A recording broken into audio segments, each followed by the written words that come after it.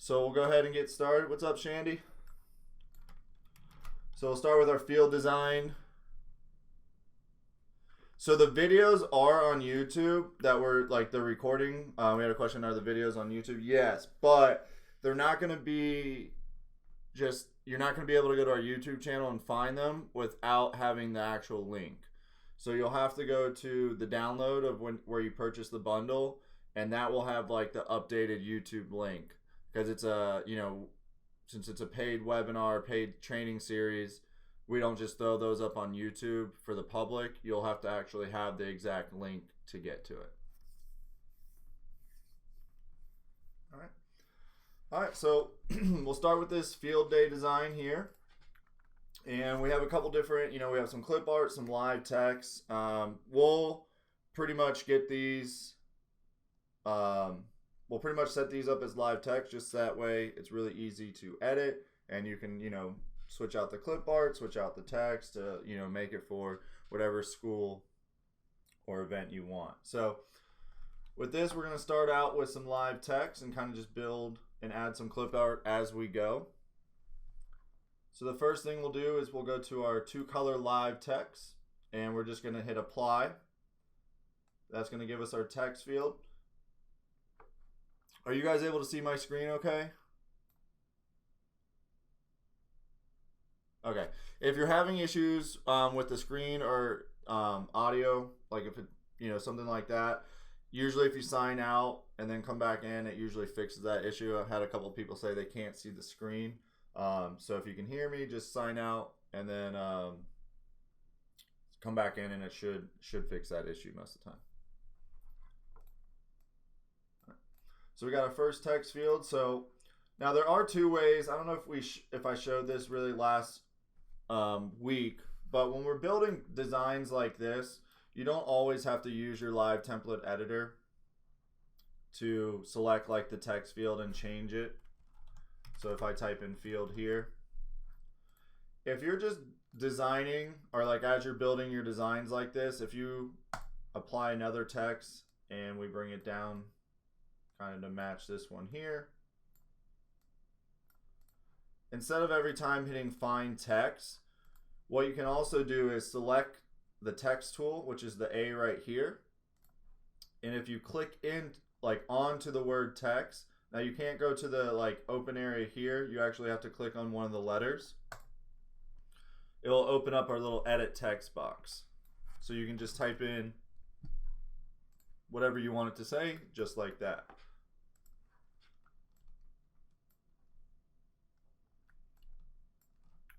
Yeah, so that's just selecting the text tool and then just clicking on it, and it'll pop up just like that. Again, in this area, you can change like the font and everything if you wanted to as well.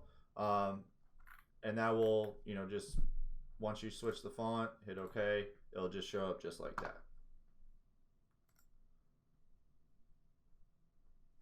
So we'll go back to impact. And then also what we're going to do is here, now I want to adjust my contour settings. And so what we want to do is, one, I want to make the contour a little thicker, and then I also want to kind of make the edges more round.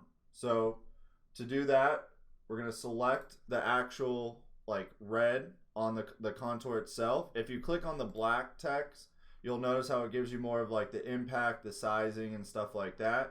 To get to the contour settings, you actually have to click on the red contour itself, and then it'll pop up the contour, all the contour settings. So we'll go ahead and make the corners rounded. That's going to be this box right here. And then this is just how far we want that to come out.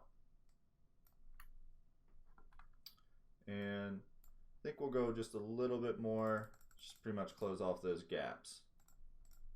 Something like that. And then the word day, make that a little bit smaller. And then just fix that just like that. All right, so we're going to select the word field and just make that white. And I want to match this red here to the outside. Now, if I just select like a red here, it might look pretty close, but we can tell that it's off just a little bit. So if you ever want the exact color that you see here, what you can do is take this little eyedropper down here on the bottom left, click on that red, and then it'll add that red down here. So now that's just going to match a lot nicer. And we'll just move that in just a little like that.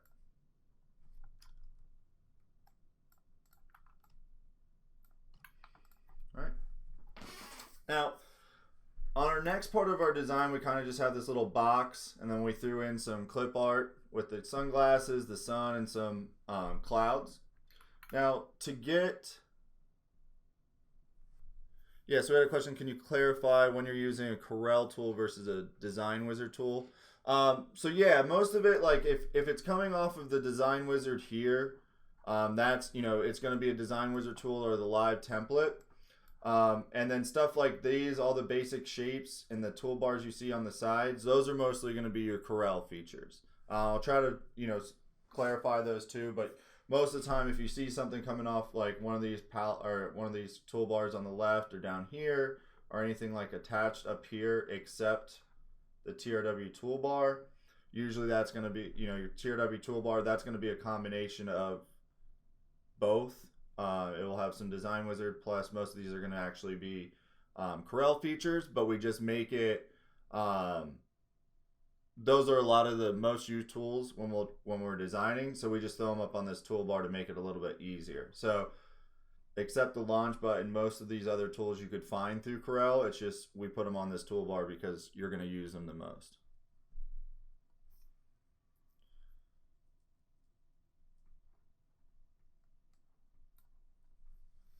Then we had another question. How would you change the color if you're not using the document palette? So what you could do, well, so with this down here, to select this color, you could, if you wanted to match this red to a red you have here, you can select this eyedropper, click on that color red, and then, you know, switch it that way. So you could do it, you know, you could do it either way if you're not using this or don't have this eyedropper down here. But yeah, you could just, you know, once you select that contour tool under the fill color, you have an eyedropper too. So any color you might be using, whether it be on, you know, it's going to pick up any color. So even if you like hover over this font preview, well, that's giving us weird colors, but you know, anything like this, it will show up and give us our rhinestone colors, our vinyl colors, anything like that. It's not going to do like glitter and stuff, but any of those like flat colors it'll work with.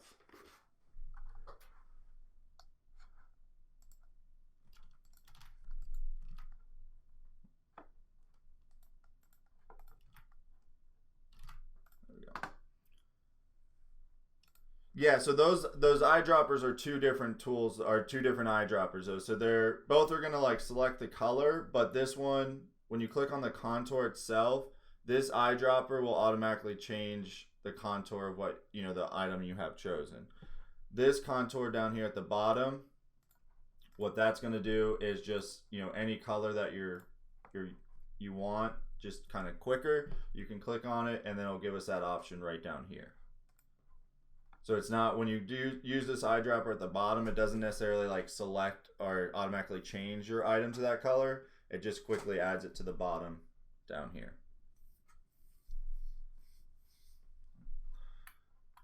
So I want to get this, you know, I have this box with these dotted lines like this. Now, what I did to create that is I drew a straight, I just went to my B-spline option. So on the Corel toolbar on the left-hand side, it might look like this at first, the item you see. That's going to be the freehand tool. I like to use the B-spline, but you can use any of those drawing tools if you're more comfortable with it. And I'm going to left click, hold shift, and just draw a straight line just like that. And to end that line, you just double click.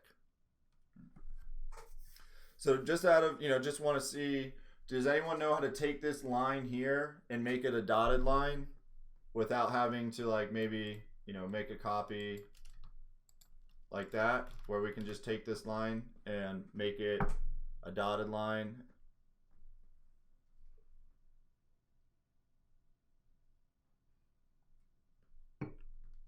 All right, so we're getting a little bit of yes and no. So properties, upper toolbar, yeah. So up here when we have this line selected, and this is another thing with Corel is, you're not going to see these options unless you have like a line selected.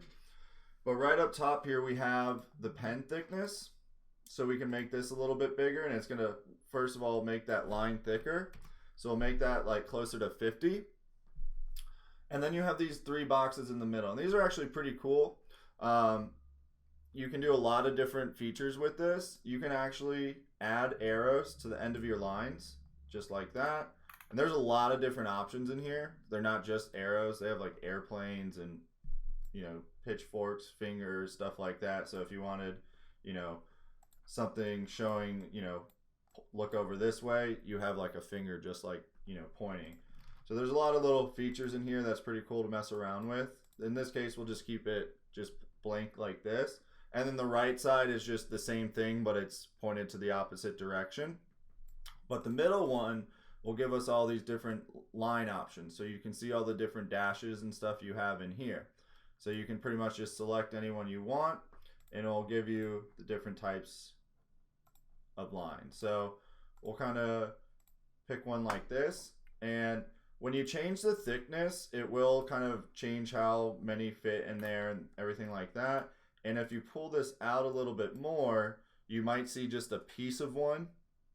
So you'll have to continuously pull it to get that full shape just like that. So if you ever have one just like cut in half or a lot smaller, that's how you can fix it, by just pulling or bringing in that line. So if you have like a little square like that, just pull it out a little bit. Or if you want it to go in, you can pull it like that. It'll disappear just like that. So whatever option, whatever box style you like, we can just kind of go like that.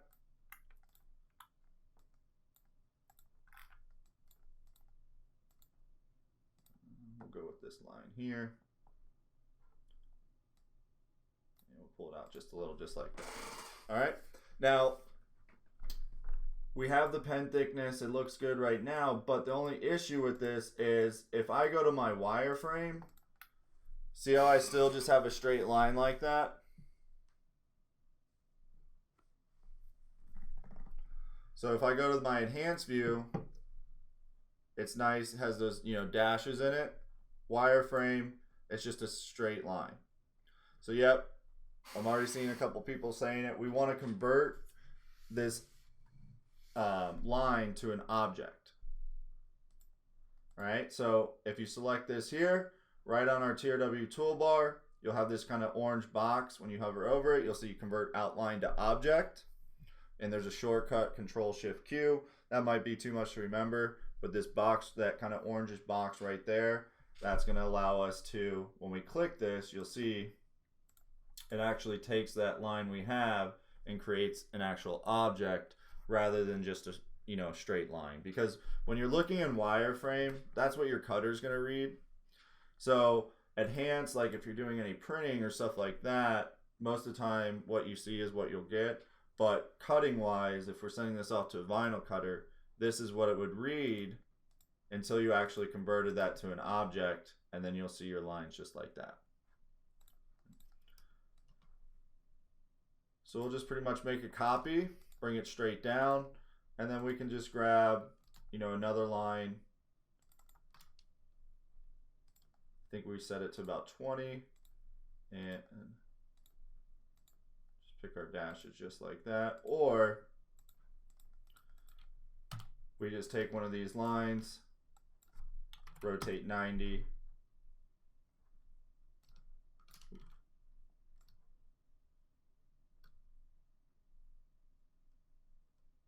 I can move this right here.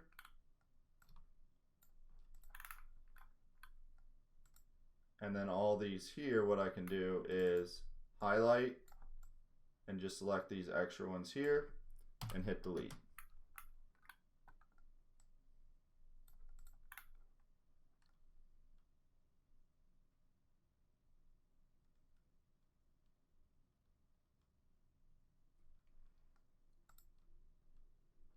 So when I pulled this a little bit here, it would definitely stretch those just a little bit. So if you wanted to, just bring this down to kind of be in between both.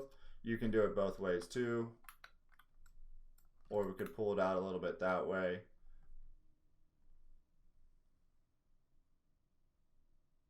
Yeah, so you definitely could have created, like, to begin with, you could have created one square, and you can go to your edit tab and you could just copy too, and essentially that's going to give you a very similar look to like your dotted lines.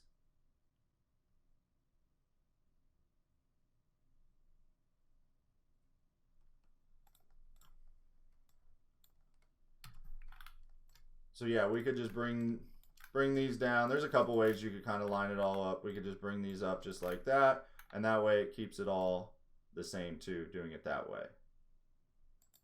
And then I'll just make my copy and bring it over just like that. So just a quick little dotted box, nothing like, you know, crazy or anything like that. Yeah, so you can, so we're getting a couple questions of like, why not just, you know, make your own line and make a copy maybe with the space bar too.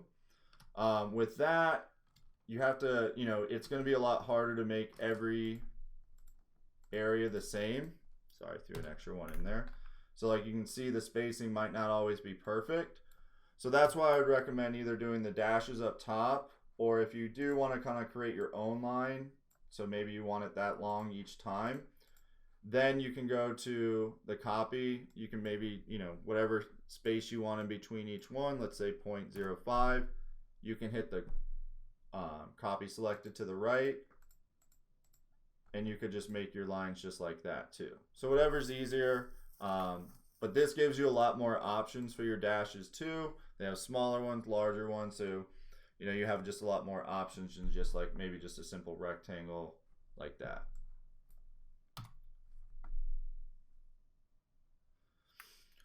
So we got a question, where were the lines from? I don't see it in my toolbar. So to get to those lines, you actually have to draw it first. So that's when you have to go to your B-spline. And the minute you even select your B-spline, you'll see all your options up here already. So you could adjust those before you even draw your line, and it'll give it to you just like that. So you can, you know, you can scroll through all these different options you have in here. And then as you make your pen thickness more, you'll kind of see how those play out, you know, if you want them a little bit bigger like that. But to get to these options, you actually have to draw the line out first. Otherwise, none of these will show up.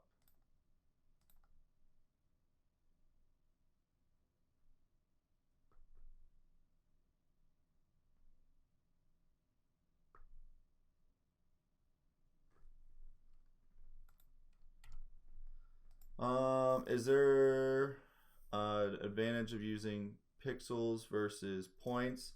No, that's just, you know, it doesn't really matter. Are you talking about like where you have like inches instead of like here where I'm working in inches, you might be working in pixels?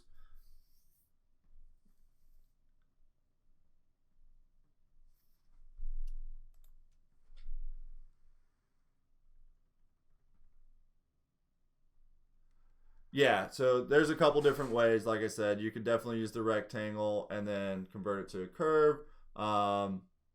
Is there a way to make sure they line up? That's just going to be you manually setting those up. Like when you first make the line, that's where I was showing you too, depending on the line. Where if it's like a dash, like, let's find a bigger dash. So as you pull this line out, you might have just a small piece of one like that. That's when you just have to bring it back in a little bit or extend it out further so you get both of them.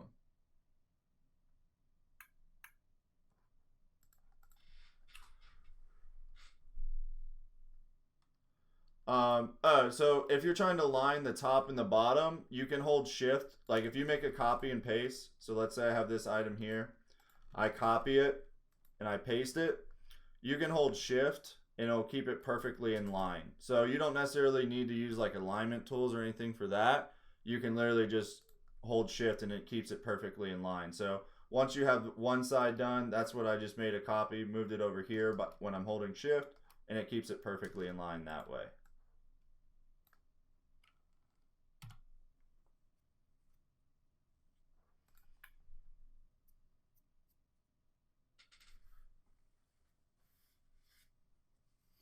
And then if you need to flip it, you can just select that here, go to your rotate, and just, you know, move it 90 degrees, and then you have, you know, that option like that too.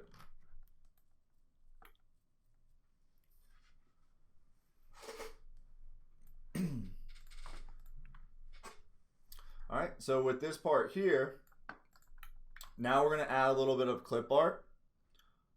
So I'm going to go to add artwork. The glasses, I believe, came from our school pack. Find that real quick.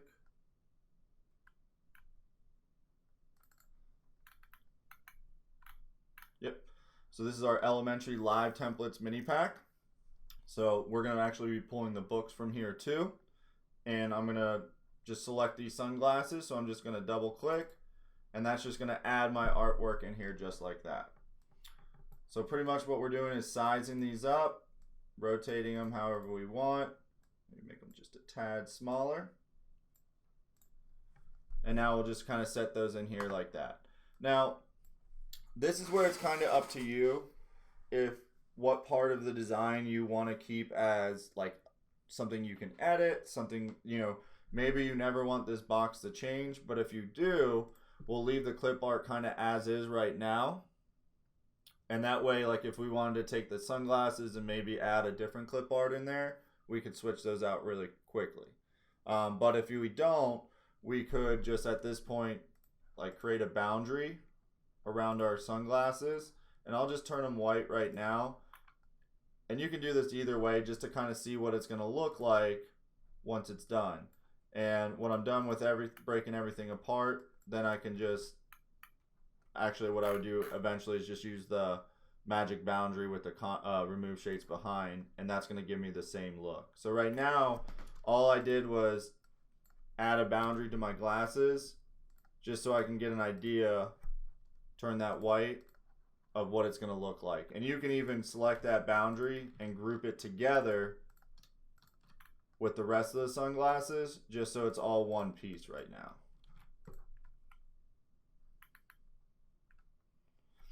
All right. So with the sun and the clouds from our design here, those are actually going to be just basic shapes out of Corel Draw. So does anyone know where I can get? So I added down here on the live template editor, we had a question, did you add the boundary with the Corel tool? No, I used the live template editor.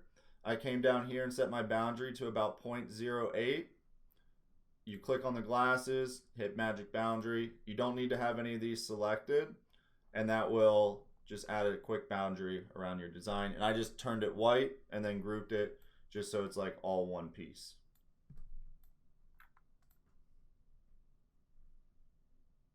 All right, so does anyone know where to get these shapes kind of that look like a cloud already pre-made in Corel?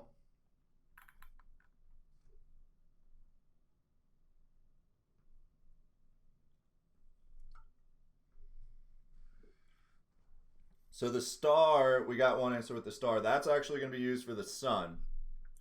But for the shapes for the clouds, if we go to our call out shapes, up top here, it's going to look like this first. But if you actually go down, we have this call out shape here. And we don't need the whole shape. We just want the cloud here, or this part here. So that's when I can use my Smart Fill. So right here on this is a Corel tool here, the Smart Fill. Go ahead and click that. Left click into that cloud shape. And just like that, I can have a nice, you know, free cloud from clip art, or from Corel. So we'll kind of just throw these over here for now.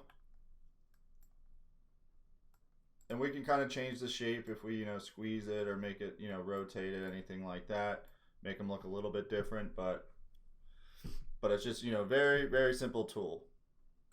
So we had a question, how do you get the Smart Fill on the toolbar?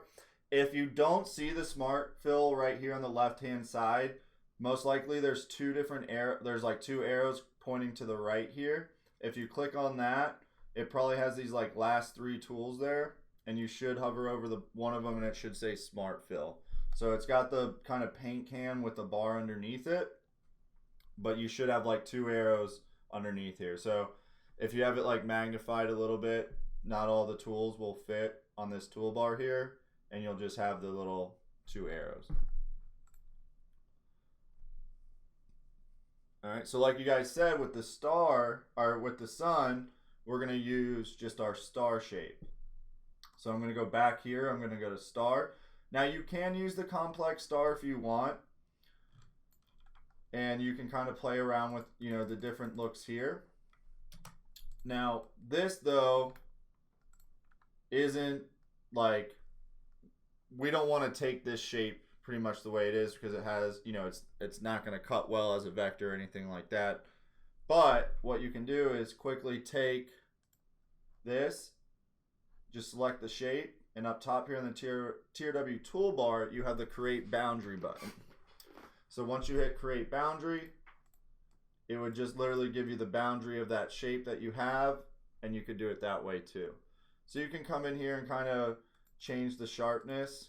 So if you wanted something a little bit different, create the boundary that way, and you can kind of get these different shapes here.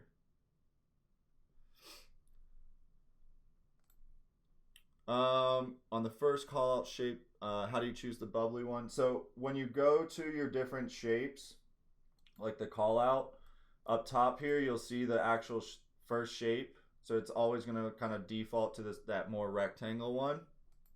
So if you click on that, drop it down, you'll see the, you know, bubbly one. That's a good name for it. And then again, if you know, you can change the different shapes and stuff like that. So you can make your sun shape this way with the complex star, and then add a boundary behind it or around it, or just with the normal star, you can create that too. You can add as many points to it as you want. So maybe we'll go to like 25. And then we need to adjust the sharpness. We'll go down to maybe like 15. And you'll start to see you kind of pretty much get almost the same shape that way. But there's just one less step of like creating that boundary around it. So I would typically do it this way with just a regular star because it saves it. And if you want to edit it, maybe you want to make the sharpness a little bit more, you can control that and see it, you know, the end product without actually having to, you know, create a boundary, pull it away and be like, that doesn't look that good. I need it to make it sharper and stuff like that. So I typically would just use the basic star and then, you know, adjust everything up top here as needed. Right. So we have our different shapes now. Let's go ahead and bring these over.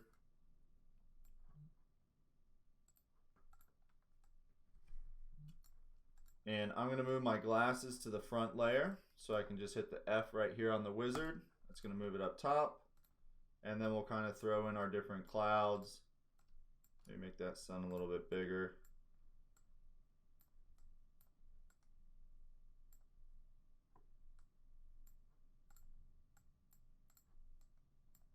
Something just like that. And, you know, I put one cloud up top or in front of it, so it kind of looked like that. So you can kind of play around with it different ways.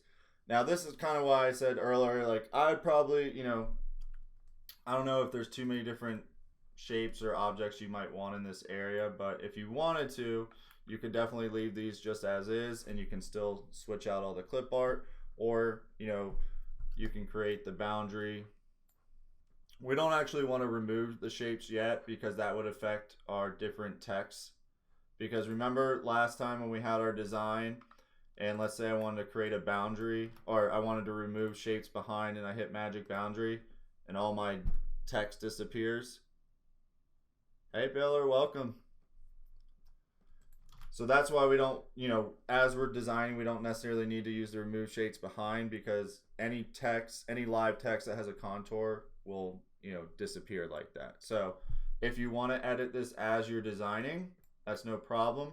Just use the magic boundary tool, and then this boundary around it, you can select the sun behind it, and then just do a back minus front, and that will trim that just like that. And if you wanted to go around the outside edge here, we could trim that. And then with the sun, I'll go ahead and trim that out just like that.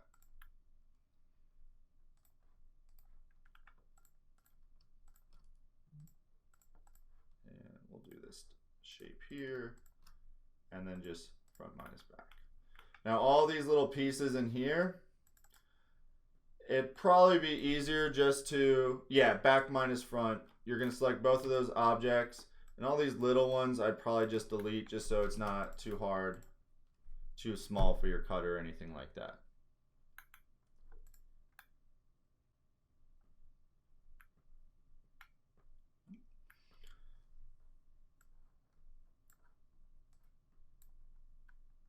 All right, so let me go. We had a couple questions on that, so let me go back and I'll show that part again. So right now, what I'm doing is just adding a boundary to the outside of these certain objects.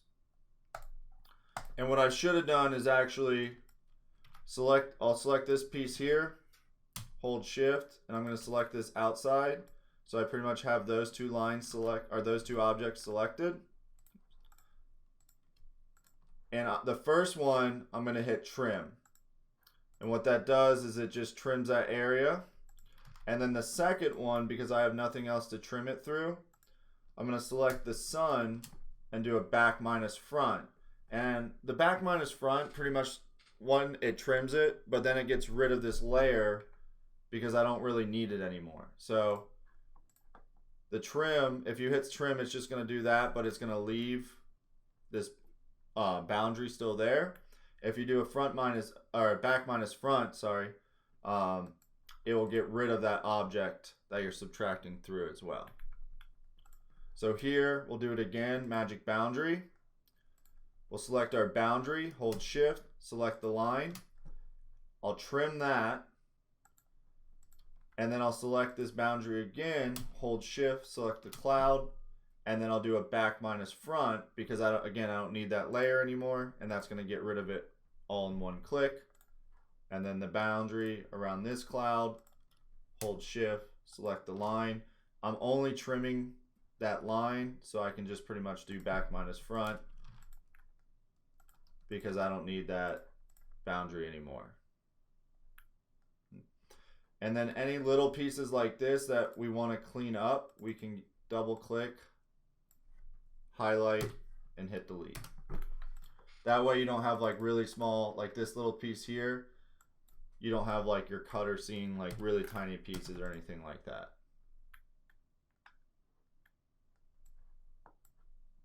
I'm just gonna make this box just a little smaller like that. All right, so the next part, we're gonna go back to our text effects. We're gonna go to our 3 color. I'm just gonna hit apply, and I'm just gonna size this down underneath my box here. So earlier when I was showing you with how you can select the text tool with the A and then click on it, you wouldn't want to do it on the word anytime we have like a 3 color text, right? And the reason is because you'd have to click on each one. So here you can hit find text, you'll see the word text, and it would switch, it would recognize both of those and switch them at the same time. So as I type 2020, it would switch them both at the same time. And remember with this issue here from last week, we all know how to fix this now, right?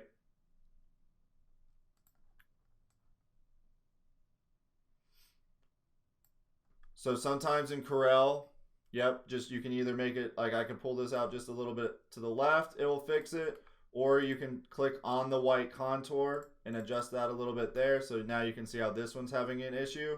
So you can adjust the contour, or you can just, make it, you can pull it from the bottom, you can pull it from the side, just make it either a little bit bigger or smaller, and usually that will fix the issue too.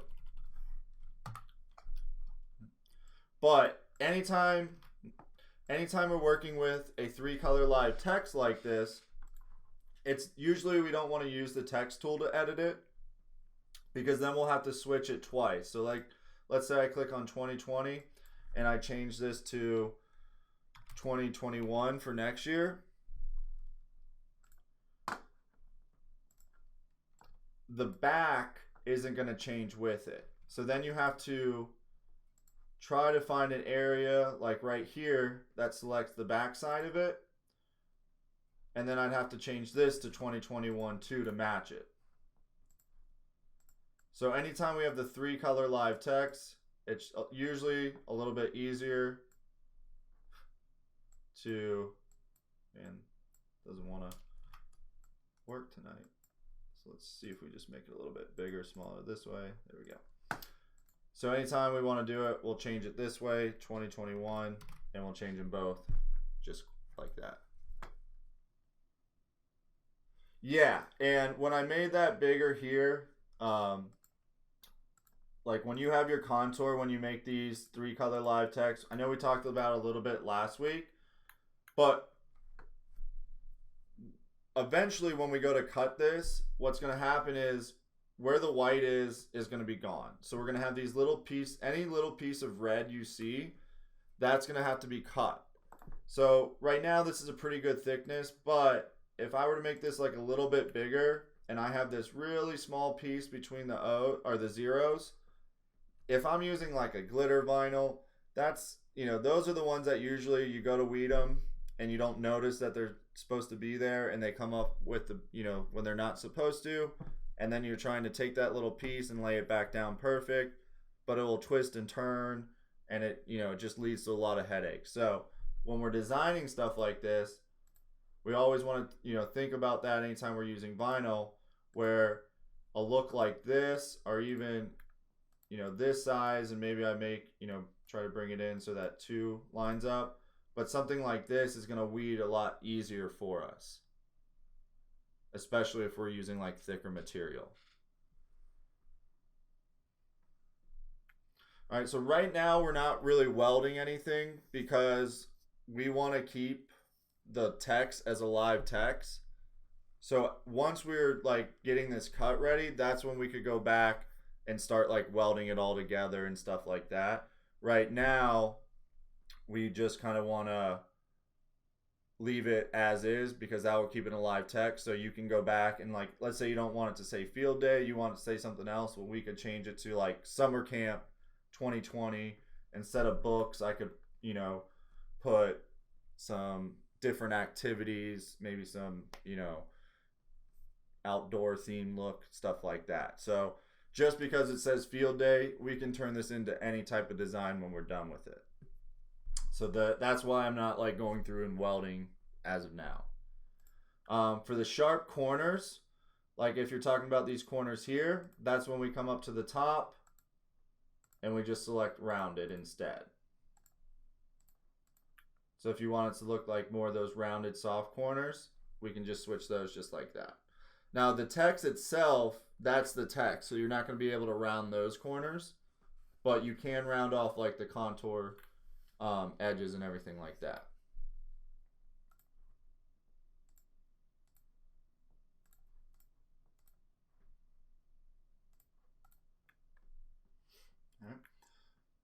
All right, so now we'll just add a couple more clip art. So we'll go to add artwork and we'll go back to our school pack here, bring in our books, kind of line those up right around here.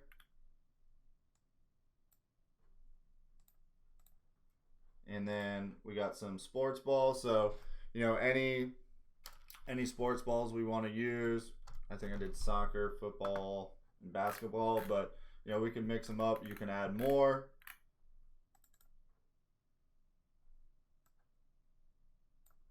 So throw that in here. Switch our basketball.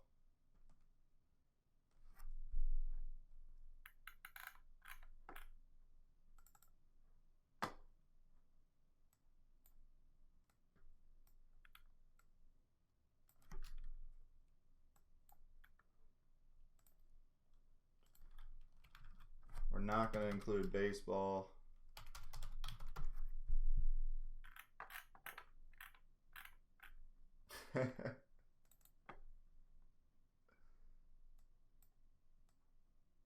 kind of throw that in right there. So again, this is like we did up top here. At this point, you can kind of add your boundary if you want and trim away these extra layers. So this part here, I would select the soccer ball, and let me just make these all different colors for a second so we can see them. So we can see the different layers. So we'll select this boundary we just made, hold shift, select the basketball. The first one, again, we're just gonna hit trim. And actually what we can do here is we'll create this layer first. And I'm actually gonna select this and then the soccer ball. And we're gonna do a back minus front. And then this layer here, that's when I'll trim it. So I'll select this boundary now, hold shift, select the basketball. First one's going to be a trim. That way it leaves my boundary. It still trims it. And then the second one, I'll select the soccer ball in the boundary, and that'll be a back minus front because I no longer need that boundary. So we'll throw those three just like that. And then the last part is just our school at the bottom. So we're just going to go to one color live text. Hit apply, make that a little bit smaller,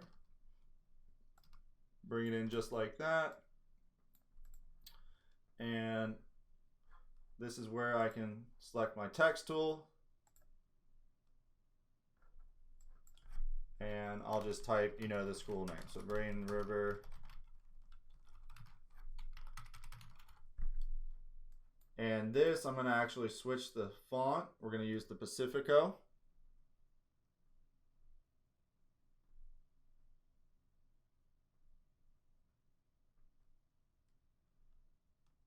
Okay, so we had Bradenton, where is that school? Is that local here? Like, is that, we have the Bradenton Elementary. Is that in the, you know, Manatee County too? Okay. I didn't know there was a Bradenton Elementary. Alright, so I'll leave it like that for you. Oh, long. Okay. Gotcha. Alright, so we got our Bradenton Elementary just like that. And then we'll just switch that to our color. Gotcha. Alright, so just like that, we have our field day design. And let me go ahead and get rid of this one real quick. And now that's where, you know, you can hit find text and you could completely change this to a brand new design if you wanted to. So field day, you could put summer camp, let's say 2020, and you could put, you know, there's one that was around here that was like Longwood Run Summer Camp or something like that. Maybe instead of books, you could go now to change artwork, and let's see, maybe under the events, if we have anything in here. Probably not beer for a summer camp. That would be a cool summer camp, but you know, you could put some trees, maybe some fire, something like that. This isn't an adult summer camp. That would be a good one though. We could do an adult summer camp, and then we could change out, you know, into wine glasses and stuff like that.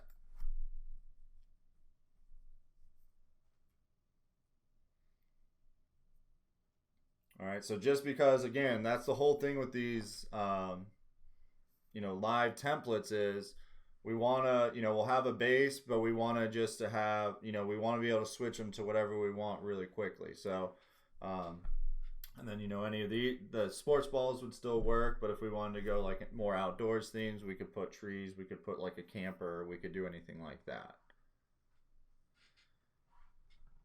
Yeah, so someone, should I print somehow the thumbnails for all the clip art I own? So, with that, if you have clip art that might be like in a different format, like SVG, EPS, AI files, stuff like that, if you bring them into Corel and save them as Corel draw files, you can add them to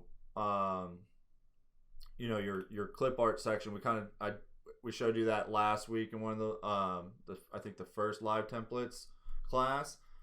And that's where once you save them as a Corel file, you can go to change artwork.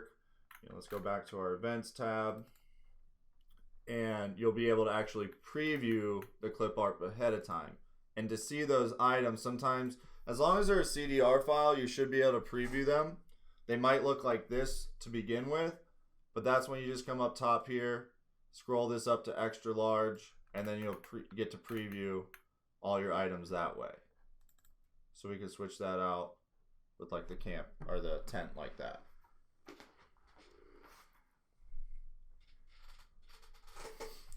All right, so anything, yeah. So Nancy, last week we did on one of the classes we kind of broke down like organizing in a little bit and showing you how to get all your clip art into there. But yeah, all that, if you check out last week, I think it was the Tuesday class from last week, all that's, we kind of went over a little bit of like adding your clip art into there, you know, and making sure they're going to the right files.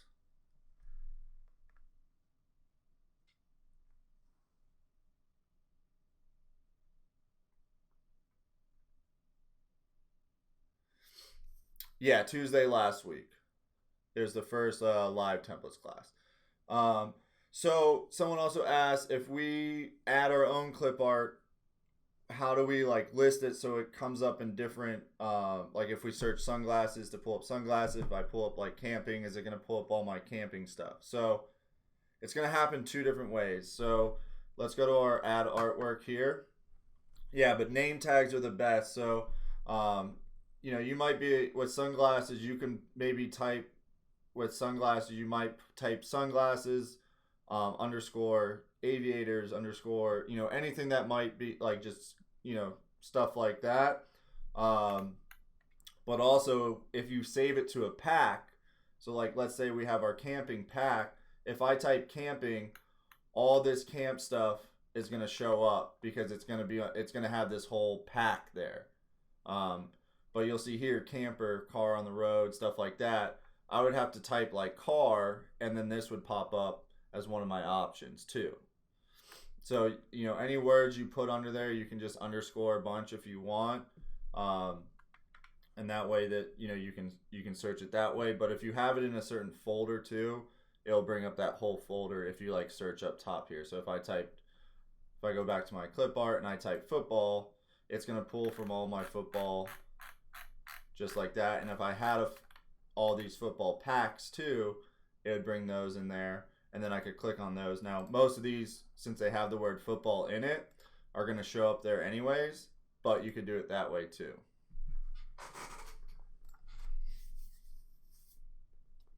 All right.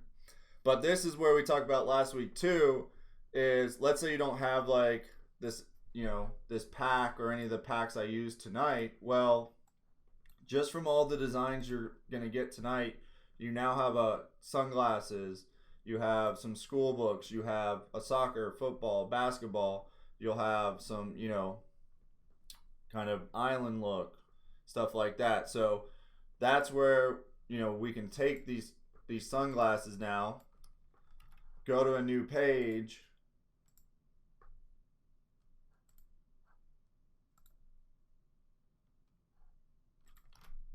and then I can just save these as, you know, sunglass clip art 1 or, you know, aviators or whatever I want to help. Anytime I look up the word sunglasses, these pull up.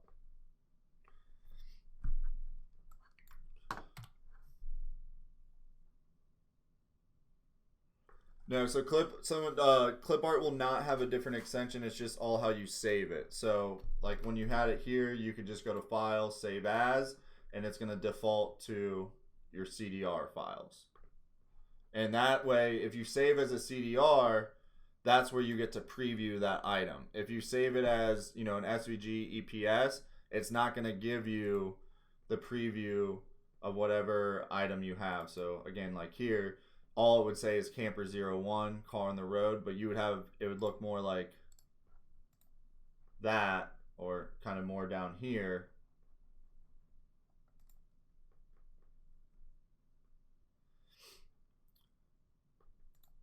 So we have a question. If you wanted the sunglasses to show up in your word, like if you're searching summer, you could do it two different ways. So like here, we could go to File, Save As. I'm going to go to my clip art folder. And remember, and you know, again, from Tuesday's class last week, I showed you how to add your TRW clip art folder here. So you could call this, you know, sunglasses, summer. You know, you could underscore it that way, anything like that.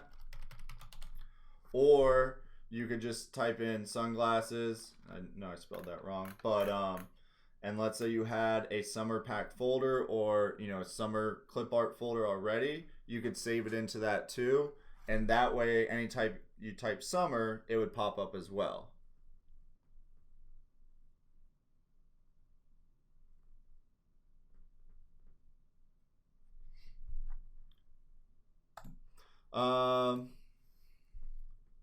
Then we had a question, to get the sports ball, would we have to undo the design? Oh, so with this design here, someone's asking to get like the sports ball clip art.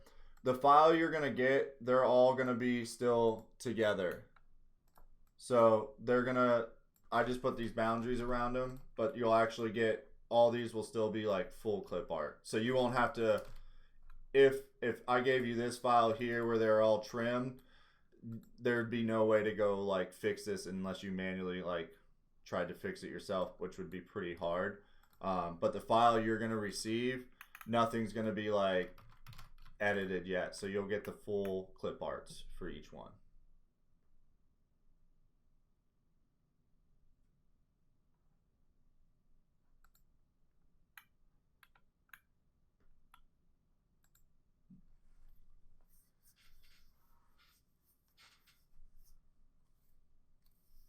All right, so any questions on the field day design before we move on to the next one?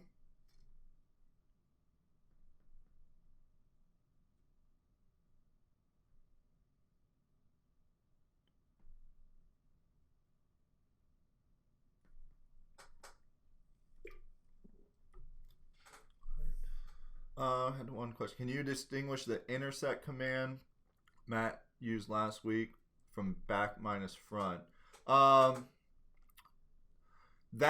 Those tools are pretty different. The intersect doesn't trim anything out. It actually like copies whatever is on top of it. So like if you had a box on top of this book right here, let me ungroup this real quick and then we'll move to the next one. So if you select this, like if I have this box on top and I select this book behind it and do intersect, whatever is behind this box or whatever I have layered on, like whatever this is overlapping, it's just going to pull out that from your design. It doesn't like subtract anything out. It actually gives you another piece. Where the back minus front, if you had, let me get rid of that. A back minus front would like completely just take that object out of it. I'm on West Coast. Did you start at? Yeah, so we start at 6 p.m. Eastern time. All right. So yeah, you wouldn't really use the intersect is, there's certain times where you'd use it. It's definitely a handy tool, but for like getting, for subtracting layers or anything like that, you would either use the trim, back minus front, or there's also the simplify tool.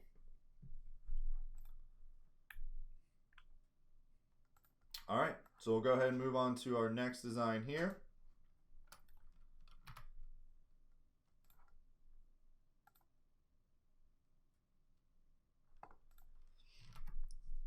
All right, so this is kind of our family reunion one here. Now this one's actually pretty simple when it comes to like setting up a live template design like this. There's a couple important things, with the text that we talked about last week when we were creating our live templates about like text to path and stuff like that. But otherwise, this design is going to be pretty easy. So we can start out with just our ellipse tool, and we're just going to draw a circle. And at this point, you can actually use this little pen thickness. We can make it the thickness we want. So even if it only drops down to 25, you can always come in and type like 50, whatever thickness you want. So we'll leave it at that. Now again, anytime you change the width up top here, this pen thickness, this is not actually an object until we click this convert outline to object button. So if I go to my wireframe, see how we still have the line right here? So we need to make sure we hit, anytime we use this thickness here, we want to hit convert outline to object, and then that's going to give us our actual, thickness or circle that we saw to begin with.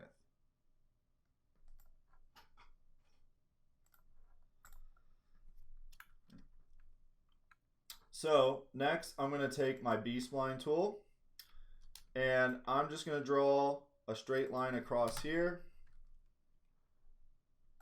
Go ahead and use my Smart Fill and just fill that object just like that. Now by drawing this line across, you're just telling it you don't want the fill to go past that point. Right?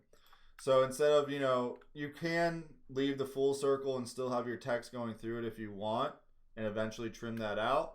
But, to begin with, I just drew it up this way instead because I know, we're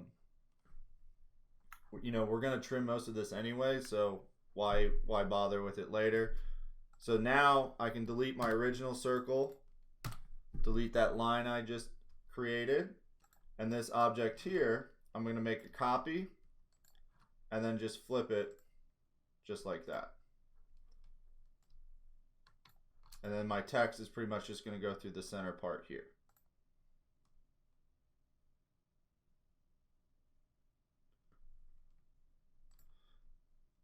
So I'll go back a couple questions on it. So we drew our circle, and then I took the B-spline tool, and I'm just drawing a straight line just across from it, just like that. All right. This line, you can, if you wanted it lower or higher, you can adjust it however you want. I kind of just put it, in this area. It doesn't have to be perfect or anything like that. But wherever you're drawing that line, that's where you're telling it you want that, when you fill it, you want it to stop there. To draw a perfect line with the B-spline, it's just going to be holding shift. So you're going to left click, hold shift, and that will keep it perfectly straight, either up, it's just going to keep that line a lot straighter. And then just double click, and that will, end your line. So now it's just getting rid of our old pieces. So this original circle we created, we don't need. This line we added, we don't need. So we're just deleting those out. So this shape here, you can make a copy. And again, once you make the copy, you're holding shift to bring it straight down. And then just mirror up top here. And that kind of gives us our setup just like that.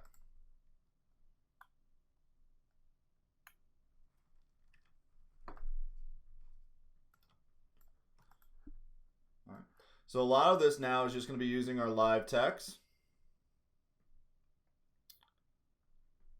We had a question, why is that step necessary? What step were we talking about?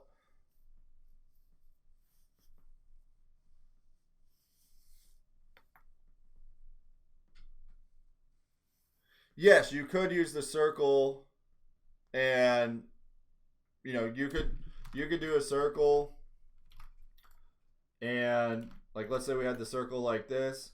You could draw like a square around it and take it out that way too if you want, whatever's easier. Doing it the way I did, if you want to like make this further down or further up where it's not maybe like a perfect circle shape, you still have the ability to do so. So like when I was creating this design, like there's more room up top than there is at the bottom, so you just have more control over it that way. It's not, it's not a huge thing with whatever way you decide to do it, but this just gives me the freedom if I want to end up moving that up to make my design look a certain way, you have more control.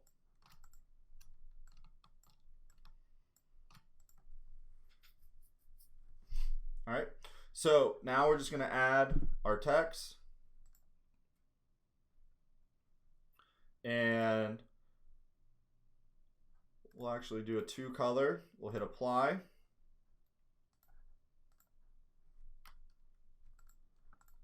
And the text here, we'll just select our text tool here.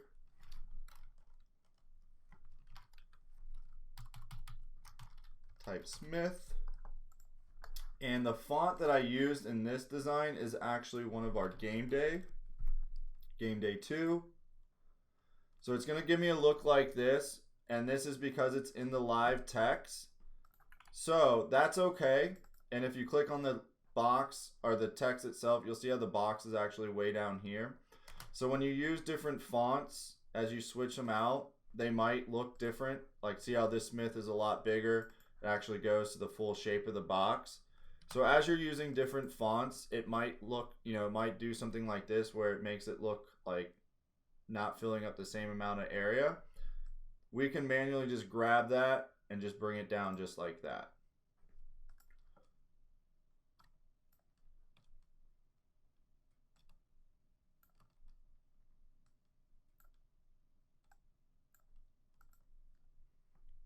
So if you have the Smith set up here with this Game Day font, and you bring it in, and you go, I don't really like that font. I want something bolder, more like an impact. Well, it might look really big all of a sudden when you switch it over. So that's the same thing where you can just bring it back, make it a little bit smaller to fit that area. So that's perfectly fine. It's going to happen with different fonts and everything like that. So if you see something like that, it's still a live text. It's just because different fonts will come in different sizes.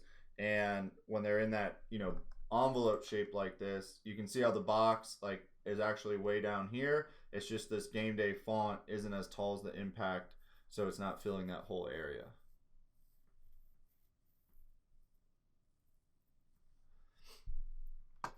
So we had a question, can you use the text spacing tool on the part that's in the envelope? Yes, you can.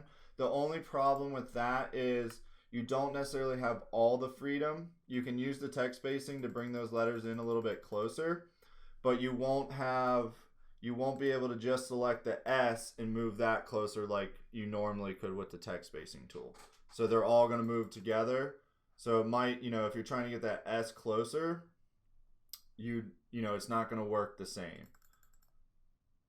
But you can adjust everything with the text spacing tool all at once.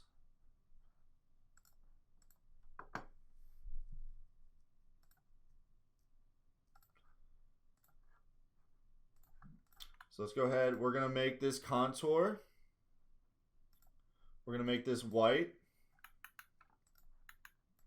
And now I'm going to make a copy of my Smith. So just so we can see this, I'm going to actually make my contour black real quick.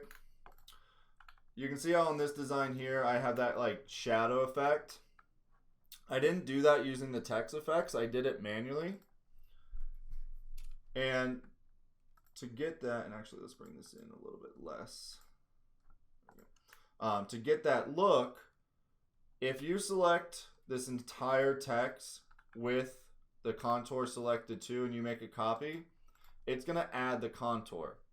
If you just select the blue and make a copy, it won't add that contour with it. So here, I'm going to make a copy, but I'm not going to copy everything. I'm just going to copy the blue part, and I'm going to move that to the back, and that's going to give me that kind of shadow look. You could use the drop shadow, kind of what we did last week, or the flat shadow, but then you'd have to manually add the contour and stuff yourself, which is fine. But this way I just you can kind of see it, so you can do it either way.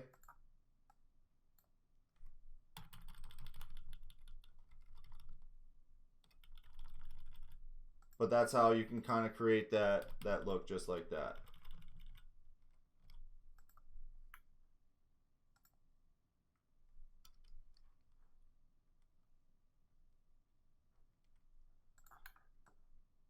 So if I hit apply right now, it will give you that same look. But then you'd have to select, you know, you're probably going to move this over anyways, and then you'll have to come back and add that contour to give it that look. So whatever's easier, you can definitely do it. You know, it might actually be easier to do it that way. And that way you don't have to necessarily worry about just selecting that one, you know, making sure you don't select the contour too. So whatever's easier, it's the same end result. But you have to, you know, this way you'll have to add the contour around it. This way you're just going to make your, you know, your extra copy and kind of just line it up however you see fit.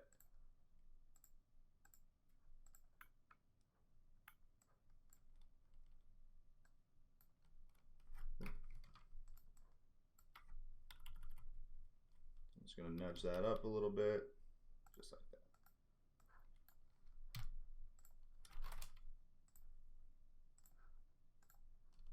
Let's go ahead and edit all our colors. All right.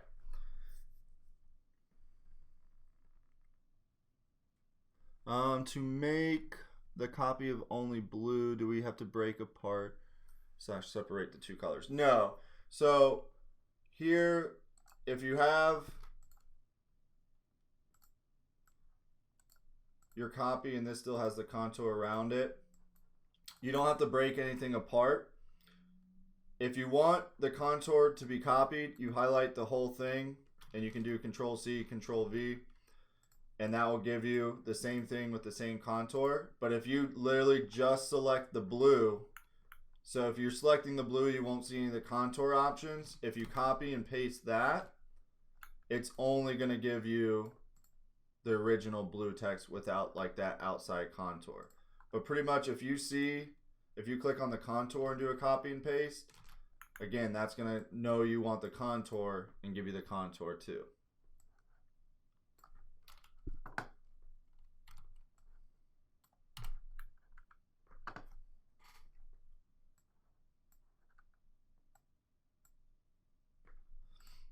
All right. So now we'll go ahead and add some of the text to path. Now again, last week we talked about we don't want this to be our path, right? This top part.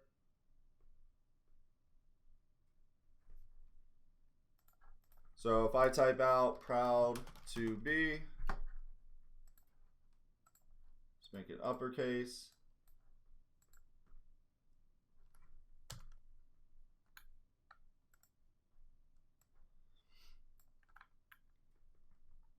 And why, do you remember the reason why we don't want this to be our text to path?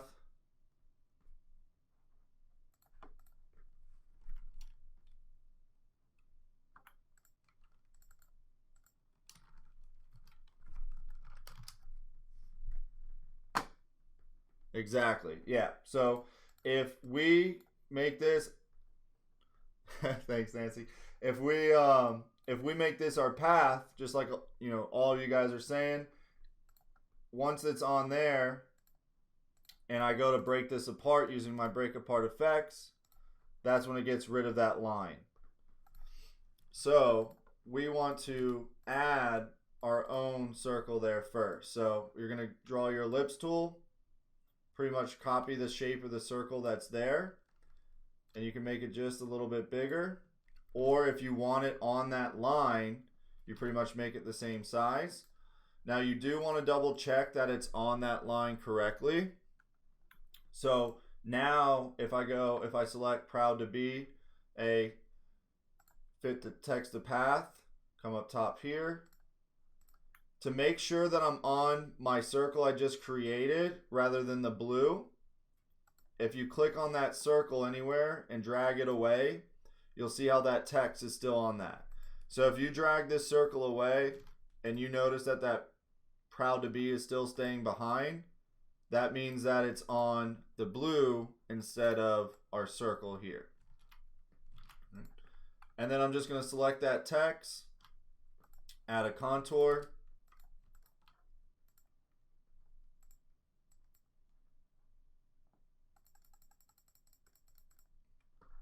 and I make it big enough of a contour that you won't, like, there's not, I don't like the look when there's like little pieces like that kind of showing through. So if you like that, you don't have to make the contour, you know, that big. But if you want to kind of get rid of it, you can just increase the contour offset until you don't see any of those little pieces kind of showing through there. Does CorelDRAW have layers like Illustrator? Yes, it does have layers like Illustrator. Most of the time though, like if you want something quickly moved to a different layer, you can just select, like if I want, you know, this circle to the back, which I don't, you could hit like the B here and everything like that. So pretty much it has layers. And as items are like on, you know, top of one another, you'll see the different layers that way. There's also, if you're used to layers, I don't really use them, so I'll have to kind of, it might be under like object, either manager or properties. Yeah, so under object manager, it'll actually show you all your different layers and stuff like that. So if you're used to working that way, you definitely can use this here and you'll see all your different layers that way. But I personally don't. I just, you know, by seeing it, you know, I can tell what layer it's on if it's overlapping a certain object and stuff like that. But feel free under Object Manager. I think this gives you kind of more of a look like Illustrator does.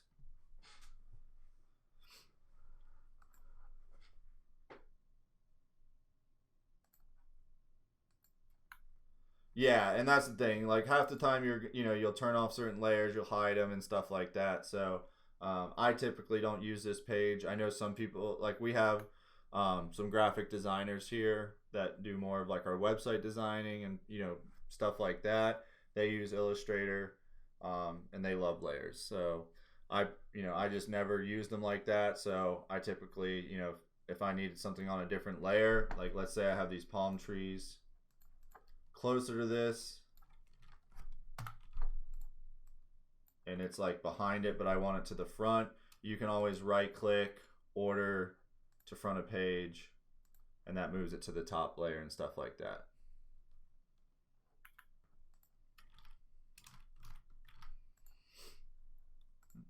And this line that it's on, if you don't want that line to be seen, that's when we can select that object, that circle, and right click one of these X's up here, and that will get rid of that line for us. Yeah, you definitely could hit the F as well, and that will move it to the front and back quicker too. But there are times too where you can go to order and just move up one, like it's grayed out, but it'll say like order one or forward one, back one. So if you do have different layers, you can move it up just one layer at a time instead of like all the way to the front or all the way to the back. But really, whatever you find easier, that's the way you'll design. So there's not like necessarily a wrong or right way, but just knowing how to get the two different layers, that's the most important thing. It doesn't really matter how you get to it, but just knowing either I can use the object manager, the F&B on the wizard, or you can right click and hit the order button and move it that way. So when this, we had a question, can you share the contour again? So yeah, one thing I want to point out too is if you select, because this is all like on this circle shape like that, if you select the entire circle and you can see how this box up top here, you can see how it's like this, are these boxes go around the entire design. That's showing me right now that I have everything selected with this circle in the text on it. If you I clicked it once, but now I'm going to click the text again. You'll notice now how the box is just around the text field. That's going to allow you to actually add the contour. So if you have this whole circle selected and you go to add contour, you'll notice how it's all grayed out. So you will need to click on just the text twice. So, one time it's going to select everything. When you click it again, missed the line. When you click it that way, you'll see how it's just like that, just the box now. And now if you add a contour, you can just adjust like the offset. And again, I don't like the little pieces coming through it. I want them all gone. So I just make that contour offset large enough until they're all gone like that.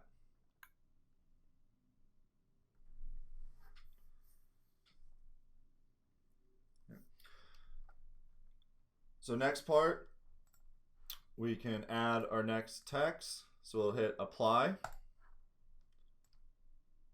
And that's just, you know, pretty much adding the text we want at the bottom. And this is where you can get, you know, this is why I always keep it as a live text, because, you know, one, we can have family reunion. One could say it's all relative.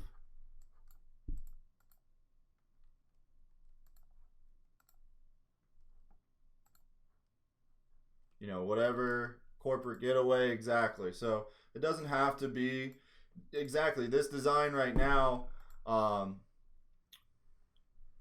Could be for a corporate retreat, anything like that, and instead it could say like proud to be an employee at, and then the company name, and you know, maybe the logo, you know, you could have the company logo in here, or you can have like a whatever getaway you want, whether it be the beach scene, a camping scene, anything like that. So any of these parts we can type, you know, whatever we want in here.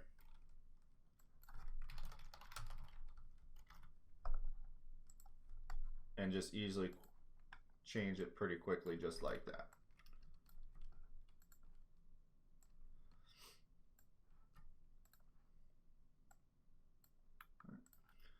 And then we have the 2020. So again, that's just adding another text field. Yeah, you'll keep every text field you want separate. So otherwise, like, you can't really, if I had like family reunion in 2020 in this, it doesn't always look as good. That doesn't actually look too bad there, but usually like 2020 might not change, but the event might. So now I have to go in and, you know, you'll have to edit the whole box and stuff like that. Depending on the text, sometimes it will get a little bit more squished, but you know, it doesn't look too bad there. But you see how this is the other thing too, is see how spaced out 2020 is under the family reunion. Well, that's how I'd have to keep it. So if I had this here, it would have to kind of sit like that until I welded this all together, and then I could move the 2020, you know, a little bit up or down if I needed to. But by making each one its own text field, now I can, on this side, I can move 2020 down here. I can move it on top, you know, maybe to the side here.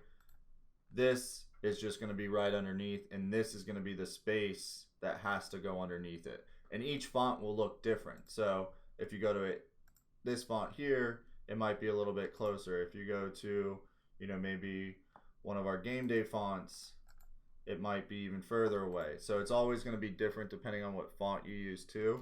So that's why I would personally get in the habit of just kind of creating each text field as its own.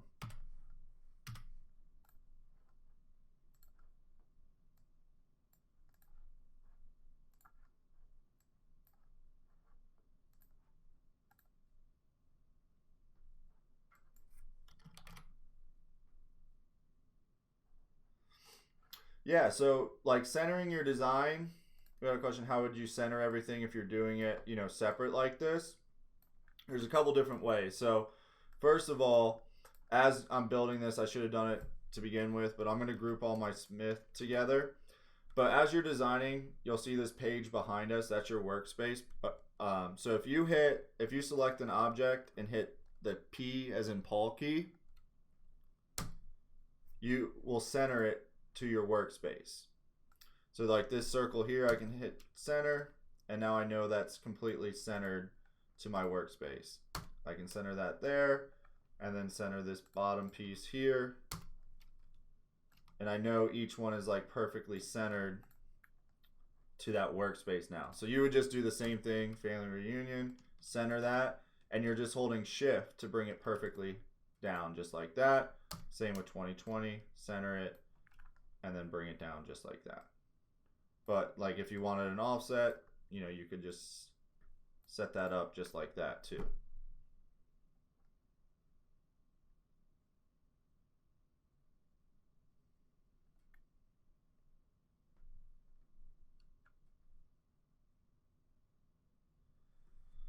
I had a question. Why does the workspace matter? The limits are often exceeded.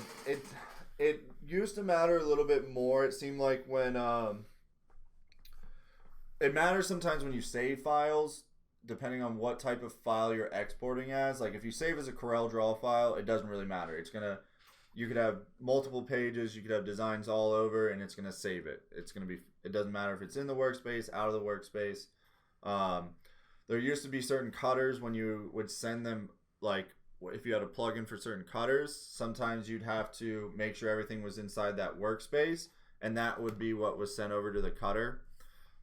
Most of them kind of are like whatever you select now is what it's gonna like send over to it.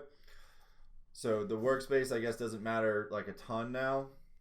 It does also affect sometimes your layering. So if you ever have an issue, like let's say 2020, I have it on top of my family reunion right now. Sometimes if you're working outside this workspace, the layers always don't move like they should. Like you'll hit order and to back a page, and you know it's doing it now. But sometimes like if it seems like if you're doing a lot of work or have a lot of things going on, all the layering doesn't work like it's supposed to. It could be just a Corel thing, but once you, like I can highlight this whole area and we have this white button or this white box, not white button, but this white box. And if you click it, it'll automatically adjust your workspace to everything you have selected. And then once you do that, usually like the layer buttons will work a little bit better and stuff like that. It might be if you have like multiple pages that the layering doesn't always work. And then we're also getting workspace matters if you want to print too. So I haven't dealt with that too much either, but yeah, that makes sense too. For printing, that's probably pretty important too.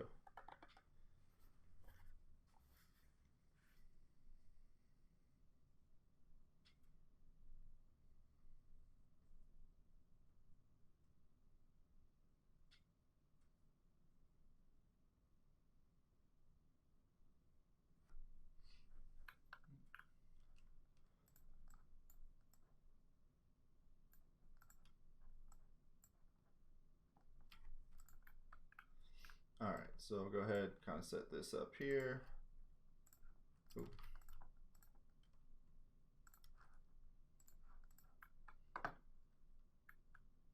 All right, so we already have our circle that we drew, and I'll make a outline just so we can see it again. So now on the bottom part, we're just gonna add our location.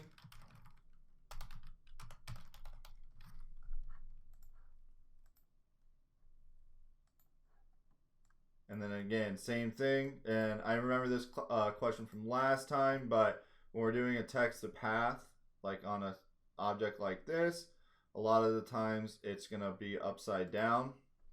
And again, I wanna make sure it's on that circle path, so I move that over real quick. Looks good. And to get the Sarasota, Florida flipped over, you're gonna double click, so we just have the Sarasota selected, and then we're gonna come up top here, you'll see these A's. And we're just going to mirror once and then mirror twice. So we're doing a horizontal and then a vertical mirror. And then I can just like bring this down right on that line. And this is to, usually when we do that, it might get a little compact in some of these letters. And that's when I'll go to the text spacing and just space those letters out just a little bit that way.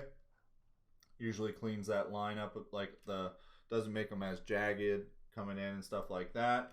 And then the last thing we want to do is just add our contour like we did up top.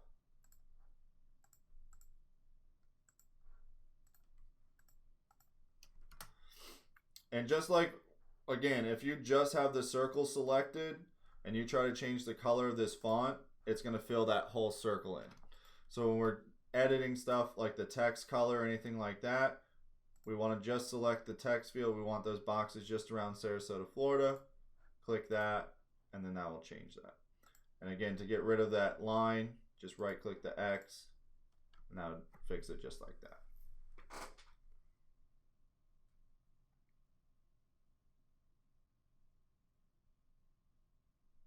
Yeah, so to get we had a question about flipping the letters again. So at this point, we have our Sarasota, Florida. So most of the time when we do the text to path, it's going to come in like this, underneath, like, you know, upside down. So up top here, you have to have that text, just the text selected, and you'll have the two mirror buttons. So you'll have your horizontal and your vertical mirror, and you're just going to do one of each. So you're going to hit, it doesn't matter which, you know, if you do horizontal then vertical or vertical then horizontal, you're just going to flip each one just like that.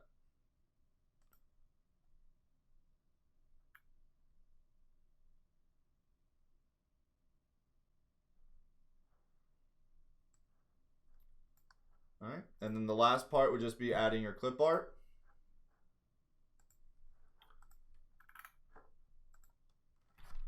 So I can type like palm trees.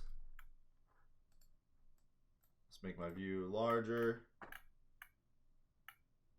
And then, you know, whatever look we like. If we like the beach theme, if we just want the trees, if we want a little sun in there, whatever we like the most, we'll just add that right in, resize it.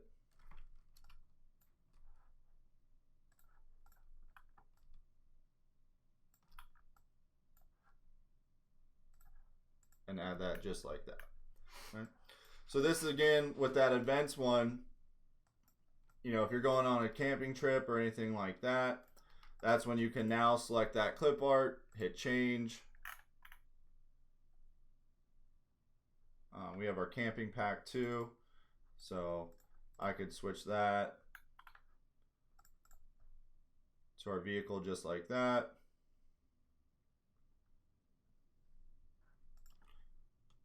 Resize that maybe a little.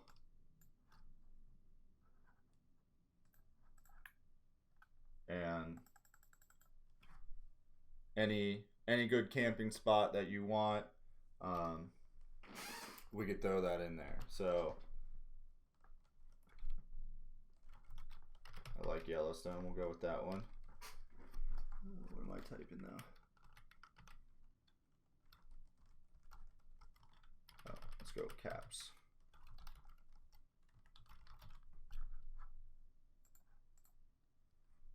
Anything like that.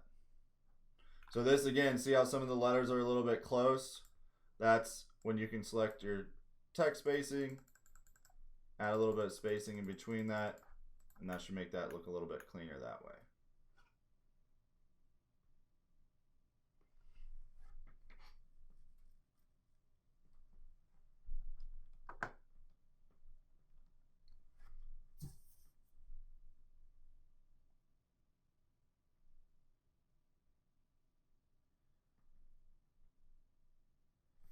So to change out any of the text on the path is going to be the same thing. If you go to the live template editor, you can hit find text, and now you'll see like Yellowstone in this one. Both are those, like how you only see. Oh, it's weird that it's showing both of these.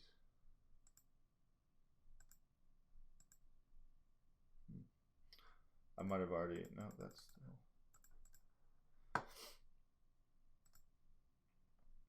But yeah, so now you could just, like Yellowstone, you could just edit.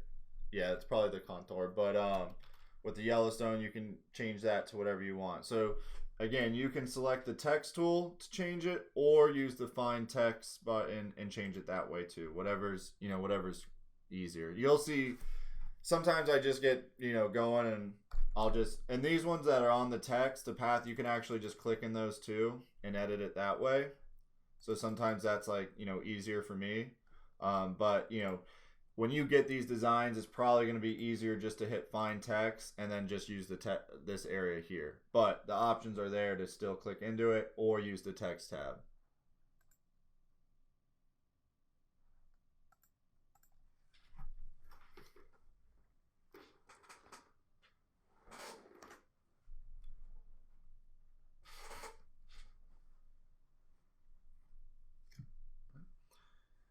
So any questions on our second design tonight?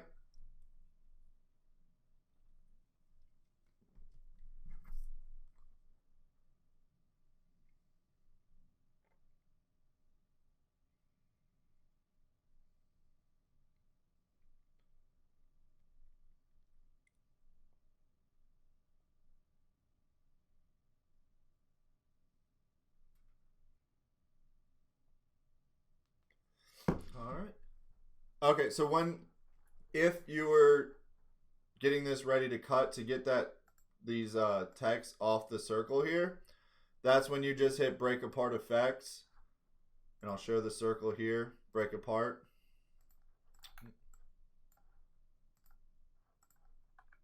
And then that would get rid of that circle that it was on.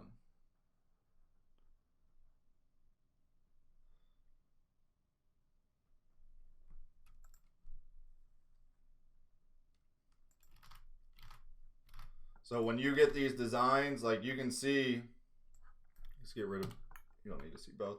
You can see how many different lines are on here right now.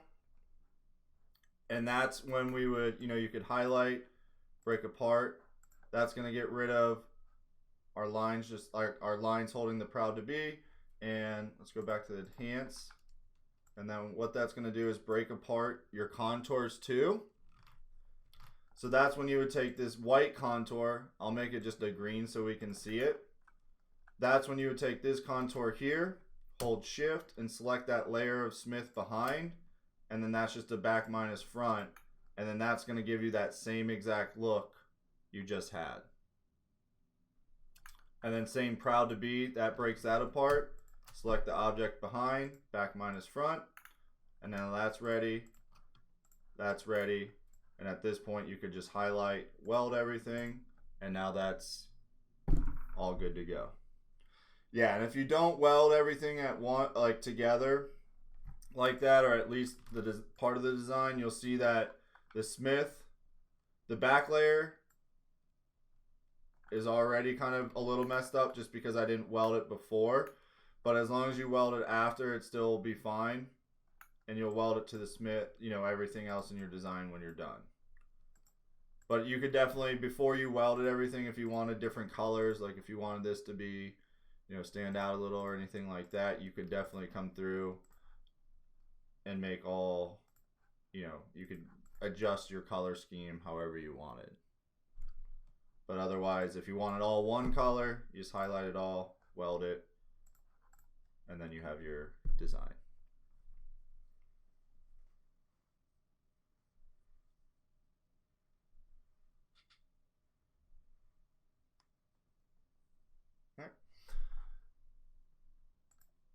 All right, so we'll just knock out these ones real quick. Now these ones are just using some of our superscript fonts.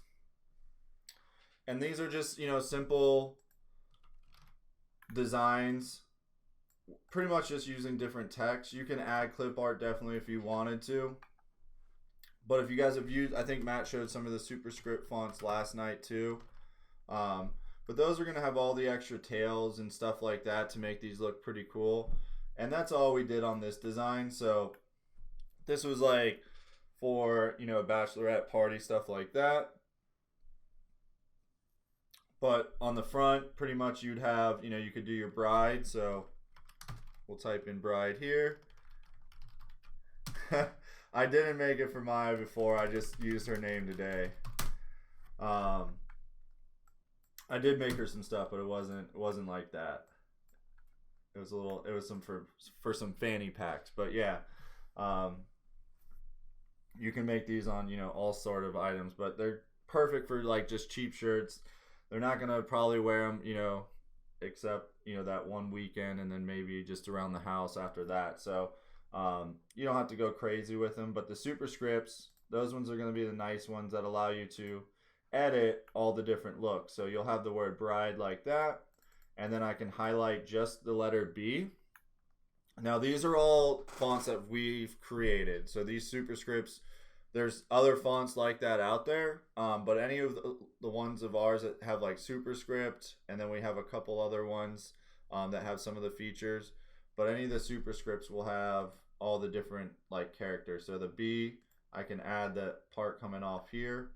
And same, like, all the letters will have different features.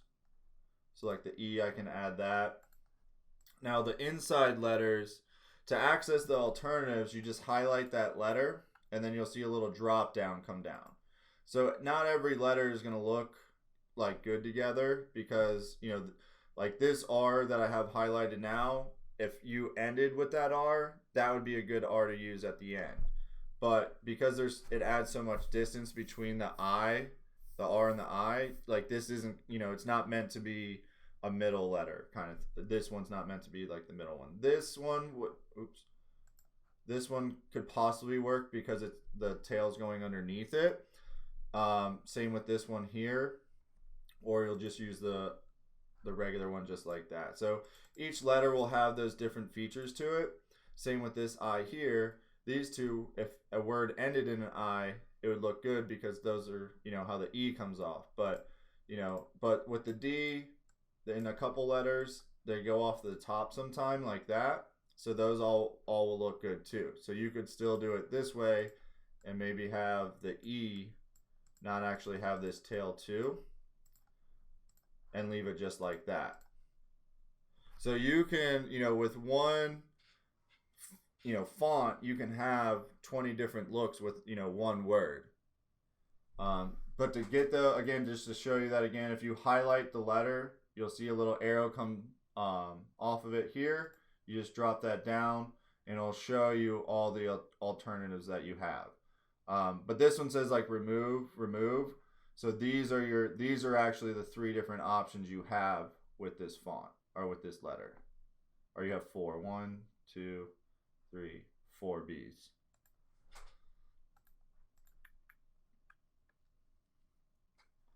All right.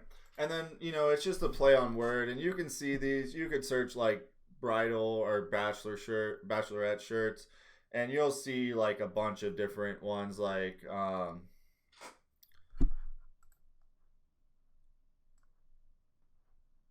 where were they?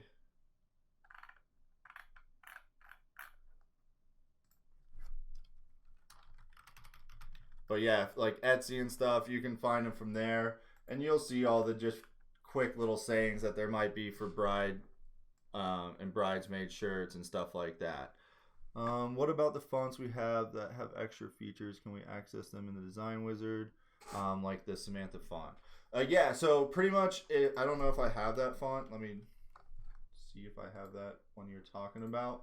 If there is a font that has these extra characters like ours do, it's going to work the same way. You can just highlight that certain letter and it will pull up.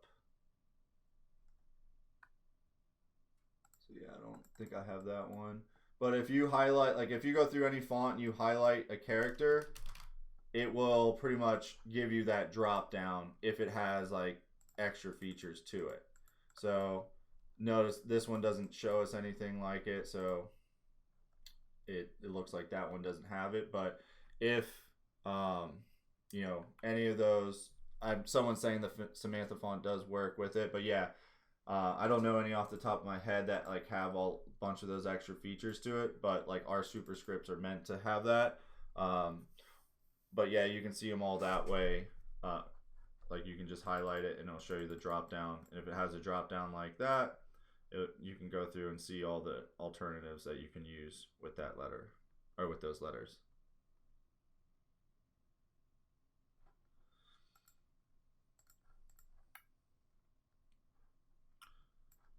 And then with these fonts, and I'll show you on the next one, but if you hold shift and hit 1 through 0, so 1, 2, 3, 4, 5, you'll see all the different tails that each of these fonts have. And just because they're bigger than the word right now, what we'll do, like if we like this one here, you would just hit the B to break all these apart. You can select this tail, you can bring it in this way, or you know, you can bring it in that way to make it fit, and you just line it up just like that, and now it looks a lot cleaner. So all of these superscripts also have different tails. So if I switch this over to the Superscript 4, this one actually has some tails, and they're kind of cool too because they have,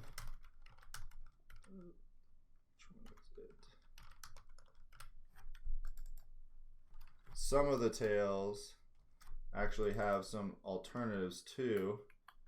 Actually, sorry, that was the Flutter one. So let me go to Flutter. So the Flutter 3, this font's pretty cool because some of the tails that we built in are even just certain shapes, like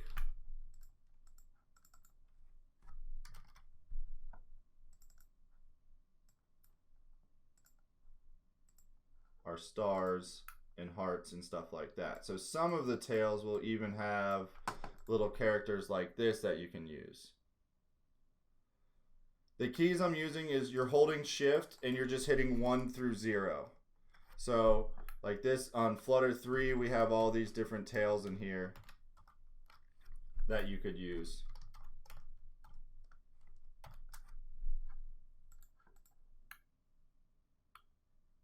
And then some of them will even have alternatives for those tails. So if you still want the exclamation, money sign, or at the and sign, they're still in there too. We had a question, can these be used in live text? Yes, they can. But like you'd still have to type out, the characters and stuff you wanted. And like one thing too, when you're designing, like let's say you want this heart here, something like that. These are still in text form. So even though they're like clip art, like little like tails or clip arts and stuff like that, if you click on them, you can still change the text to something else. So anytime we're using these, we want to make sure when we're done that we either weld it or convert it to curves to make it to like take it from a text to an object. The term live text, not sure what that actually means. So when we say live text, it's the stuff that you can go back and edit. So like all the first designs we made, how we had like Field Day in 2020, Brain River, that's live text because we can go back and change it. A cheat sheet for the tails. We don't have a cheat sheet. It would, you like what I usually do is what I did down here. If I want to see all the features my tails have, I just hold shift and type out 1, 2, 3, 4, 5, 6, 7, 8, 9, 0. And then I have all my tails and I hit the B right here. That's going to break them all up. And then I can pick and choose, like, okay, maybe I want this one to come here instead. By hitting that B, it's just going to, switch all those up. Or by hitting the B, it's going to break them all up. And then you can kind of pull, maybe to see which one lines up or works the best with the design you're using. Or, like when you have the word bride, you can come back and just, hit 1, hit 2, hit 3, and see what tail lines up the best that way too. But that's what's nice about some of these tails, especially like these ones here, is you can build your own designs just using pieces of the tails and stuff like that. Like that Just Married shirt that Matt made, those, he just took this tail and added an M and an L for Matt and Lorene, and now you don't even have to use the same font. We could use just something basic like this, put these inside the hearts, and now you have a Matt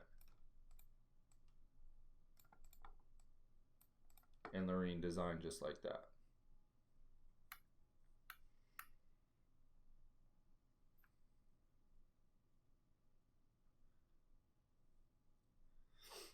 So in these we had a question about adding fonts to your favorite fonts here.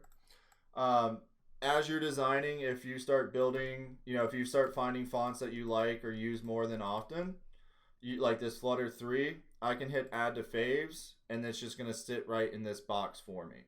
And maybe I don't use this tier W7 anymore or that much. I can hit remove.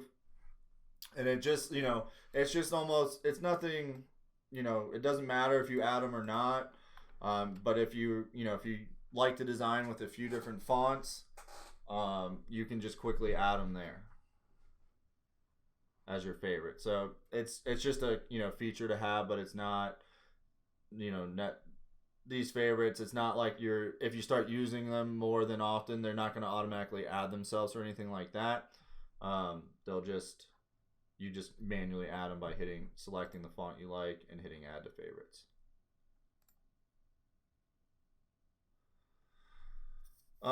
Somehow I deleted all my faves at once. Pillar, I have no idea how you do that. I'm sure, you know, I'm sure Todd or something gave you some fireball and you just hit a couple buttons and everything disappeared. Yeah. But you shouldn't be I think you'd have to actually delete manually one at a time. But maybe it was just like when we installed the new, like maybe an update or something like that. I'm not sure if they, like maybe the 4 or the 5 might have got rid of them. But otherwise, I'm not exactly sure how that would happen. Maybe just like an update might have done something, like a computer update too. Or it could be, could be a couple things. But yeah, you have to manually delete them like one by one. I don't think there's a way to clear them all at once. Can you break apart the letter I? Yeah, so like any of these letters, like the word bride here, I actually did this with the other, like my original design. But sometimes, like, depending on what letters and stuff we use, like, I don't know if it's just me, but the R looks a little bit bigger than it really should. So when you have your design and you type it out, you can hit the letter B up top here too. And this will break apart every letter for us. And especially with these script fonts, we want to get in the habit of doing that. So let me rewrite it out just real quick, just so it's all on one line again.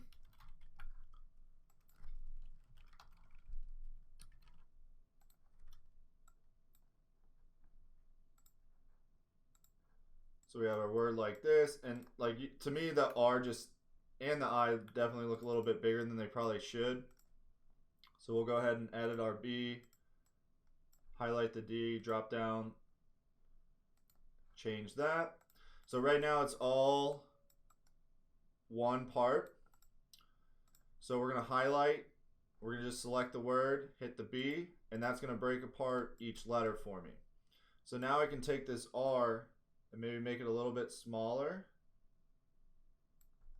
And then when I'm done, I'm just going to move that just so it intersects with that line really nicely. And then same with the I, like maybe it's too thick, I can move it in, I can bring it down, and then I can just slide that right over too. And then that will line up with the D. And I'll bring that up just like that. So you can totally adjust those however you want.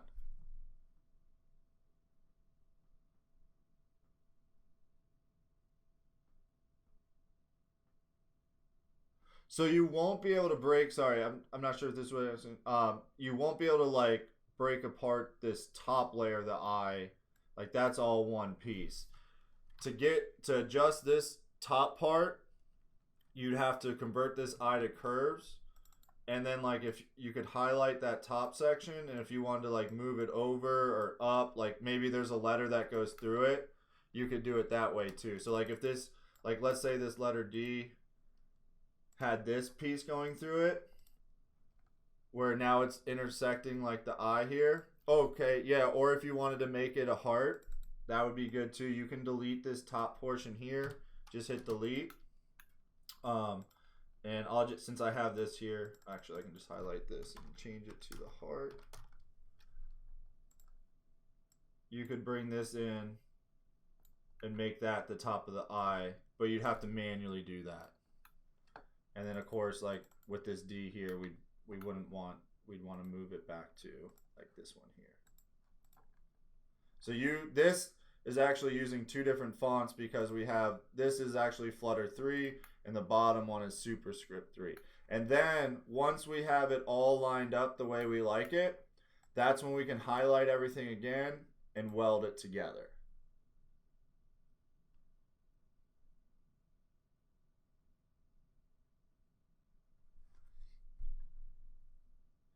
So we had a question, what about converting it to curves? So converting it to curves, that's when we run into the issue, is if I highlight my, let's go to the wireframe so we can see it a little bit better.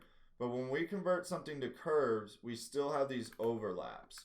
So if I highlight this design, right click, convert to curves, two things, because we already broke apart our letters, they're still not welded all individually together, and that would cause you to cut out all these pieces where they overlap. By highlighting the design and hitting weld, that makes sure all the overlapping pieces go nicely into each other that way.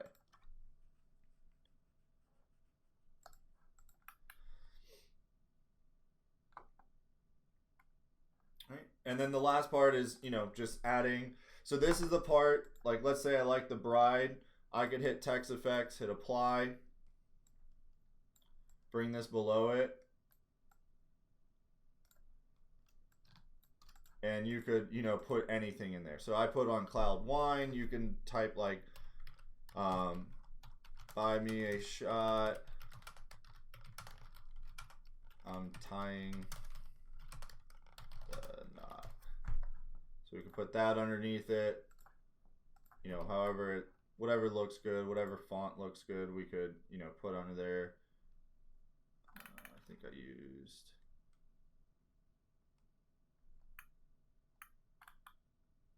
This one before. So this is the part, bride could always just be, bride won't change, but if you wanted to save this as a live text or, live template, this is the part underneath now that we could, click on and quickly just change it to whatever we wanted it to say.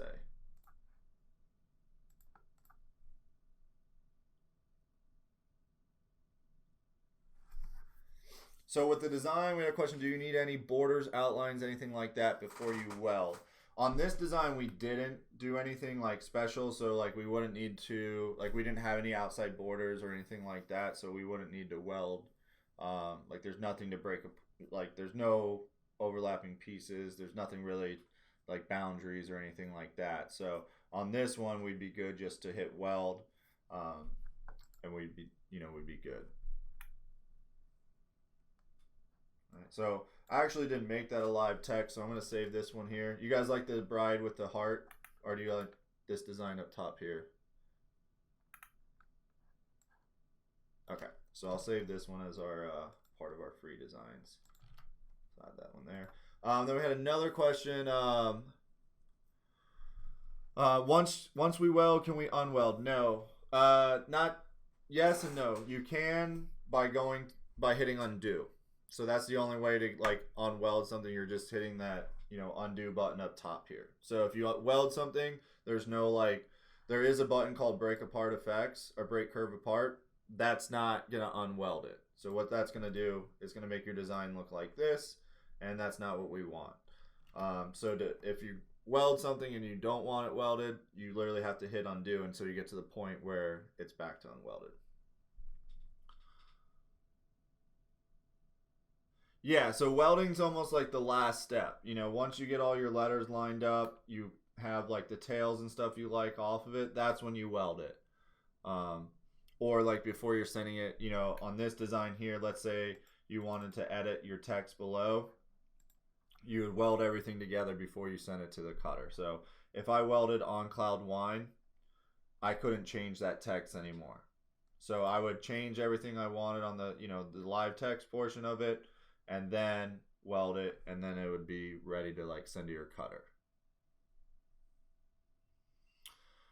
We had some questions about the text features up here, all these here. So Real quick, I'll go through these. But the E is for edit. It's an edit box, so you can click on like any text, hit the word E. It'll just bring it up into this little text box, and you can change it. The U is for uppercase. So right now my text is already in uppercase, but if I wanted it all really quickly, it looks like an I, but it's actually in lowercase L, and that's for lowercase. So that will quickly change that to lowercase. You have title case. The 2 is for our 2 color fonts that we have. So to get the second color, you would just hit 2. What that does is when we program them, we have one color all uppercase and one color lowercase. So if you hit that 2 on a text that's not technically a 2 color, it's just going to give you the opposite. So you can see upper, lower, lower, upper, and so on. But when you have one of our special fonts that are 2 color, they line up perfectly. So like any of our basketball KO laces. So we have this one here. This is a 2 color. So you'd hit the 2 and it would come back in and fill the second color just like that. So when we have special fonts like that. That's what the 2 is for. The V makes it vertical. So it just makes it on a vertical path instead of horizontal. You can click that again and it'll bring it back. Oh, sorry, the T is title case. So how it's actually set up right now is title case. So let's go all lower, title, T is title. So every word, the first letter would be capitalized. The B is breaking it apart. So that's going to separate your words. And then if you hit the B again, it'll separate by letter. And then the M is for our monogram fonts. And then we used to have just regular monograms. And then we made the universal monogram. So that's the UM. But the other M is just for our old monograms.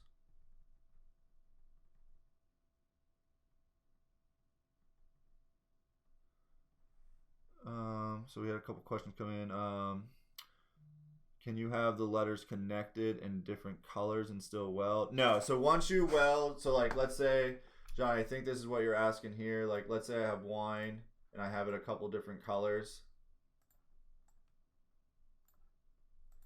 If you wouldn't ever want to weld these colors together, like if you're trying to make this like, you know, your design like this, if you tried to weld all these, it would all make it one color in one object. So now if I go to my wireframe, you can see how they're all one. So if you had it set up like this and you wanted it, you know, 4 different colors, you'd pretty much, instead of welding it, you could weld each individual letter. So, or convert it to curves. And that would change it from a text to an object. But anytime you weld something together, it makes it all one object. So it's all going to be the same same color and same object.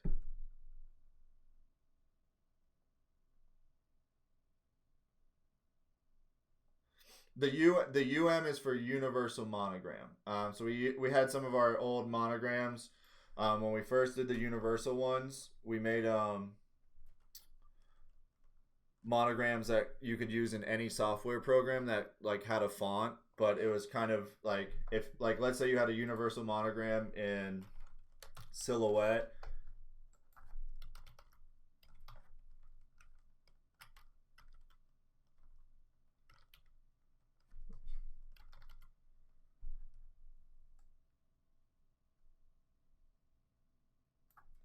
forget what they, okay, so like this shield mono 3 left.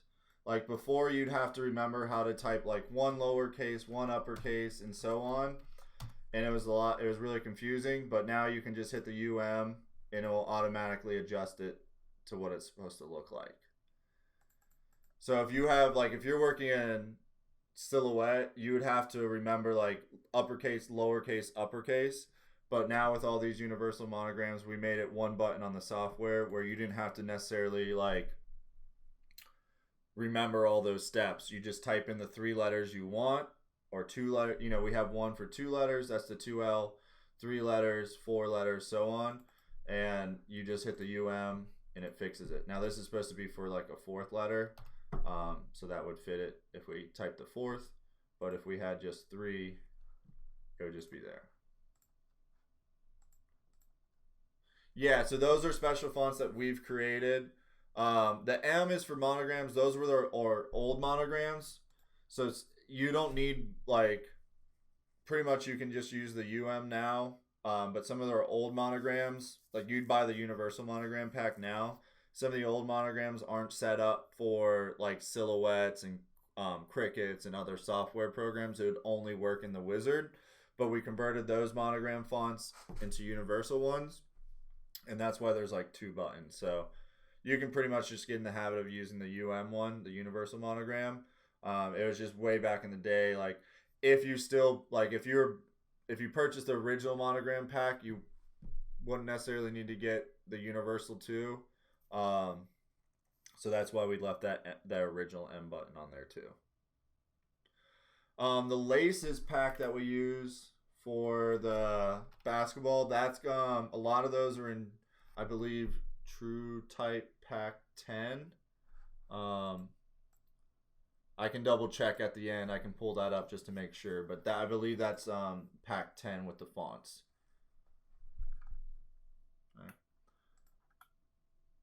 All right, so this Sip Sip Hooray, that's gonna be the same design. I'll just kind of skip this one. You'll still get it. All we did is just added a boundary to the outside of it to get that, look like that. But I know we're almost at 8, or we're at 8, so I want to get to this design real quick too. This is our stone design. So we have Mother of the Bride here, and this is using one of our True Type fonts as well. So this is our Stadium Stone font. So with this one, I usually just type everything out in one line like this,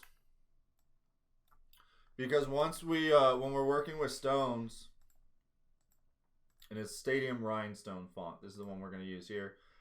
I edit some of the fonts, so you'll see how I have it twice, but this is the actual one that you'll get. This one, all the letters were really spaced out, so we edited it so it looks a lot cleaner. So when you get it, it'll be just called TRW Stadium Rhinestone.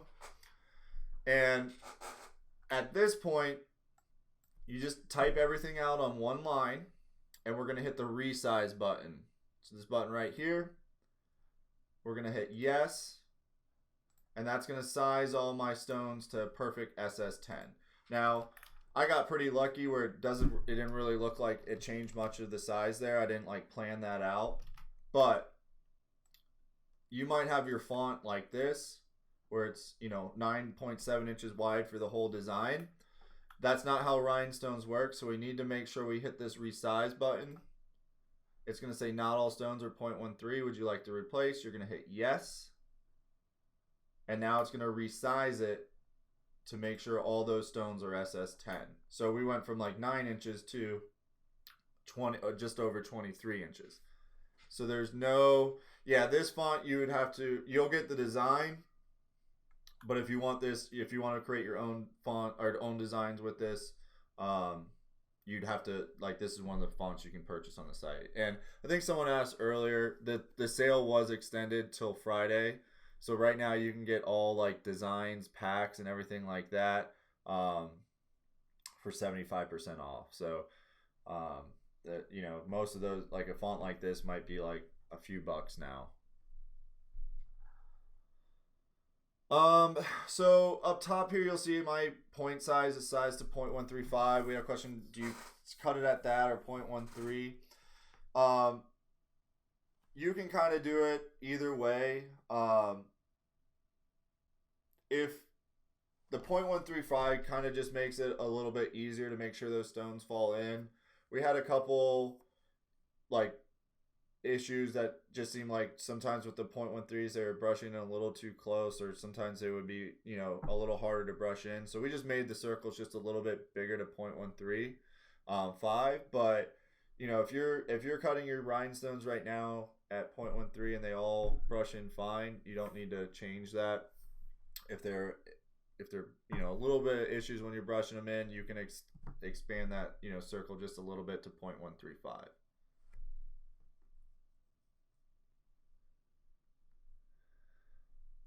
Try to buy a pack today, the mock-up pack, and it wouldn't give me the sale price. Okay, let me take a look at that. Are you talking about like the shirt pack that Matt did a little bit ago? Bella, okay.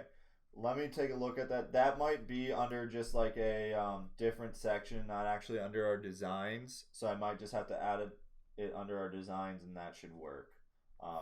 So just try it again tomorrow, and like around noon if possible, and I'll make sure that code's working for those as well. And we have another question. Is there a difference between this resize and the number 10 here? No. These are just the quick fixes there. Yeah, so if the bell is under software, none of the software gets discounted. So that's probably why it wasn't looking. But if I hit that under the designs, let me just make sure with Matt that's included. I'm pretty sure it would be. It just might not. It like everything under designs is automatic. It's like applied. So if it's under software and not designs, that's probably why it's not working. But I'm sure there's not like.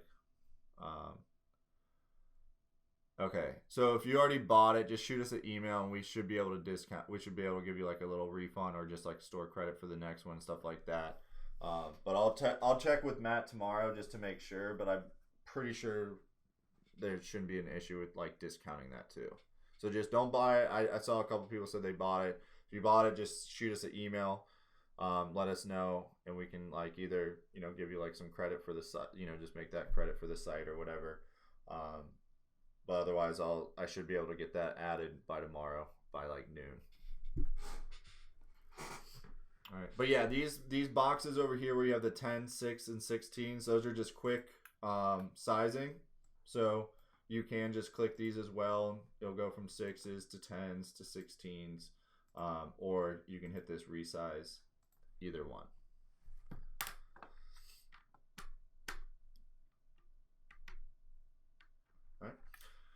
So what I like to do when I'm designing with rhinestones at this point is I'm going to highlight each word, or however I want it, I'll have of the together. So I'm going to go through and highlight and group each like word or section that I want. So mother is grouped, of the is grouped, and bride is grouped. I do that because it's easier than trying, like, especially when you have like rhinestones. Like if I start moving around like this and I want just the word bride, if you like, I have like this here, if I try to grab a box around it, it's gonna grab half of the two. So just by grouping them, now I can just click on it and kind of nudge or move it however I want. So we're just going to kind of line up our text however we want it set up.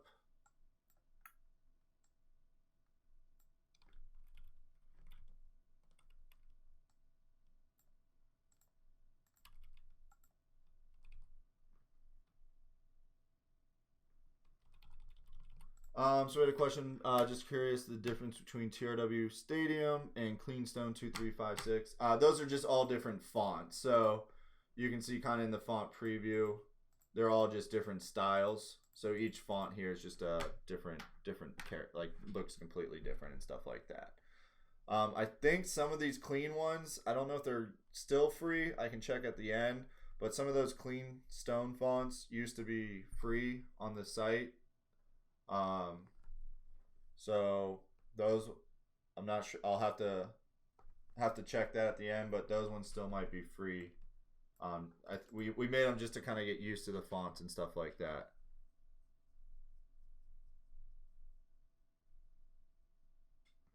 So we had a question.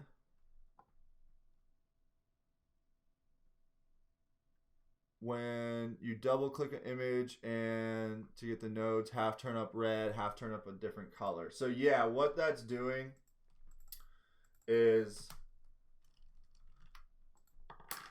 most likely what you have is two items grouped together, and you're like clicking on when you have two different items or two like groups of items,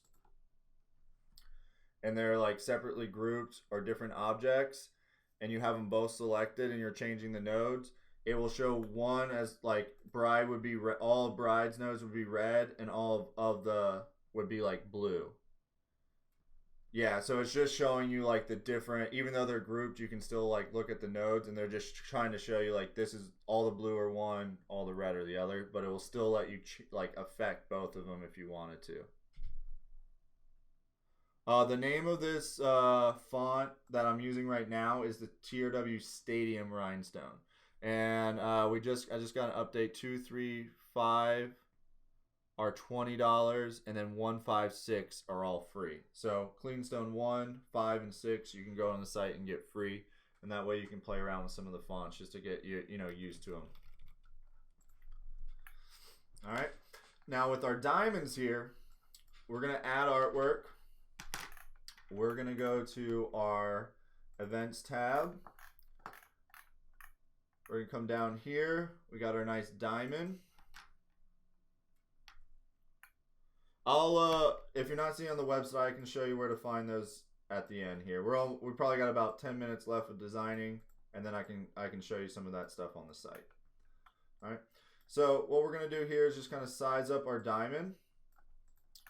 And what I like to do with like a simple design like this is I'm gonna drop just one stone, and to drop one stone, that's just this little plus and then the circle, it's a stone. So we're adding a stone, so we're gonna go ahead and click that button there. I'm just gonna drop one of them, and then you have to come back and click this button, otherwise if you keep clicking, it's gonna keep adding more and more. So we're gonna make this a little bit smaller. I have my SS10 stone here. Let's just make it gold so we can see it a little bit better. And what I'm gonna do is I'm gonna place one stone up top here. I'm gonna make a copy, and with that copy, I'm just gonna move it to my next piece just right here. All right, so once I have those two there, I'm gonna select both of these stones. I'm gonna go to my edit tab, and I have this button right here. It's called fill between two. So I have both of these stones selected. To select both of them, we're gonna hold shift, click on both, and I'm gonna hit fill between two. And it's just gonna drop all the stones in there to nicely fit between that line. Now what this does though is all these stones are on a path right now. All right, so I'm gonna, before I start trying to change the color of these stones or edit them in any way, we're gonna hit clear paths. All right, so that's gonna ungroup my stones just like that. So now I could manually move each one. All right, so next I can take this stone here and I can make it come down to about that point right here. Select these two, fill between. So go ahead and hit clear paths. I'm gonna move this stone over right here. Sorry, I'm gonna make a copy and move that stone right here. Select that stone up top, fill between. All right, so I'm gonna hit ungroup, and then I'm just kind of doing this process throughout my design. So these two here, fill between, ungroup. Now, what I tend to do is sometimes you'll get into like issues like here. So I'll bring my stone possibly even back to this point, and then eventually I'll probably come in and kind of move these over a little bit like this to fix this up. So again, I'm not gonna, I know if I put my stone here, I'm gonna have overlapping stones. So I'm just gonna drop one here instead, select this point, those two stones, and then fill between. No, so we had a question, does it matter that you're copying the stone as opposed to dropping a new one? It doesn't, but just be careful when you're dropping them, because if you don't uncheck here, every time you go to like, if I went to go grab this now, it's actually going to drop another stone. So if you're dropping each stone, it's just a lot of like clicking this button, dropping it, clicking this button, and you know, it's just a lot kind of more. So it's okay if that's easier, but usually just doing a copy, moving it, and then like selecting those two tends to work a little bit better. But you know, whatever's easier, you can definitely do both. All right, but it is really important every time you make that path, you hit clear pass.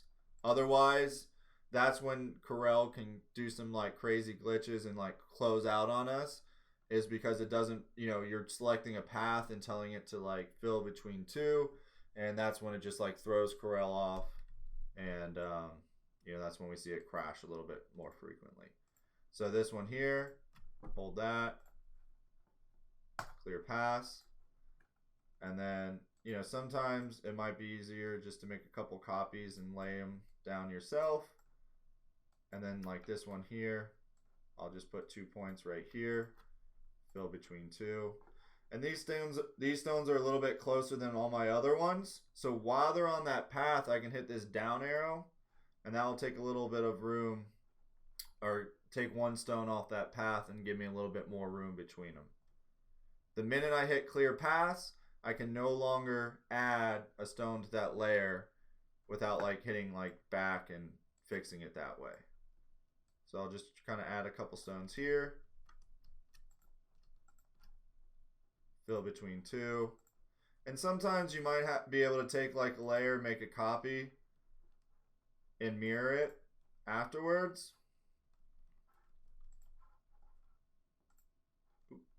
So see, sometimes you'll get that error though. But we'll go ahead and rotate that. And then I could just drop those in there too.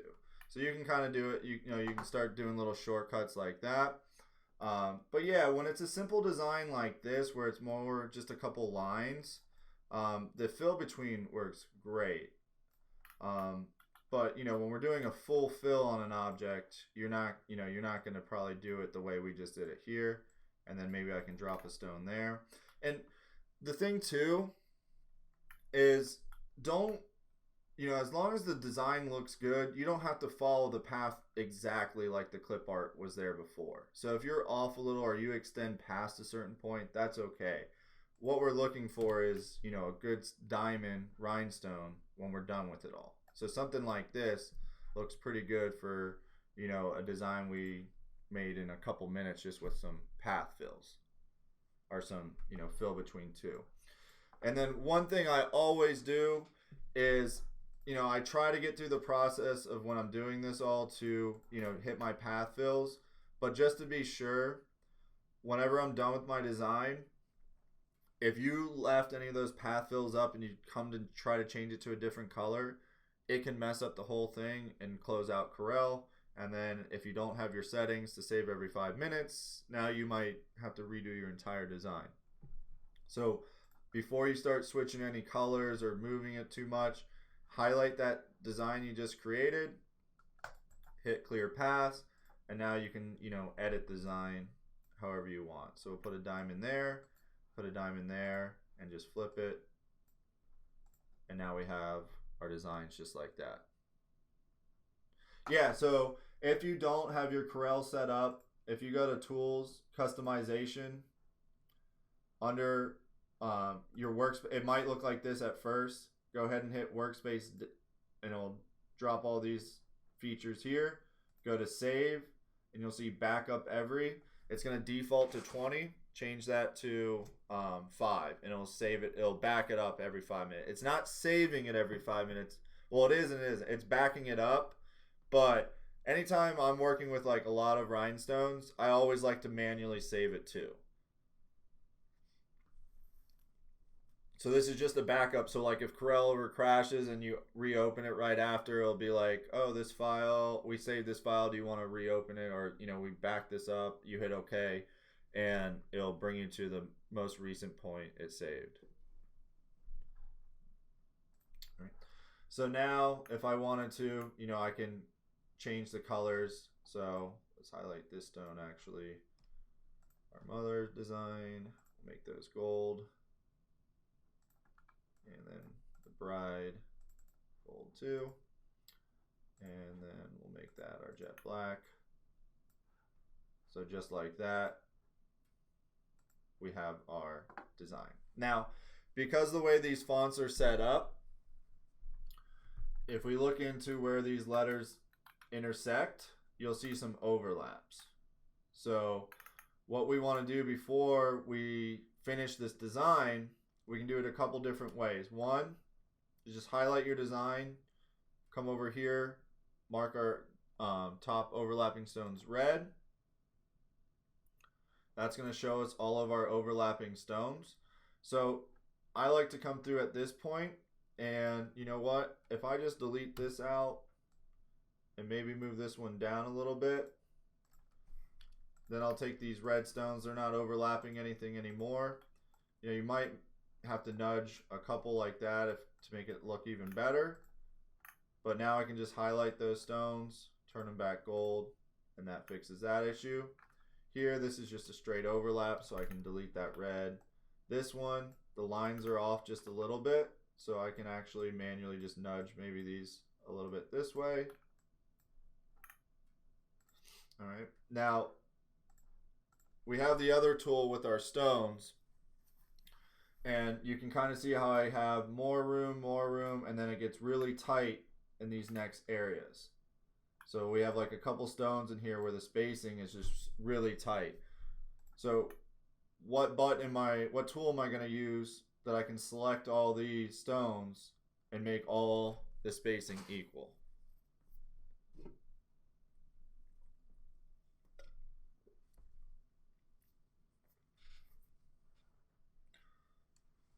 Yeah, so you could use the B-spline and then hit the respace button, or we can just hold shift, select the stones in the path just like that. So just, you know, I think I grabbed 8 different stones in that line, hit the respace.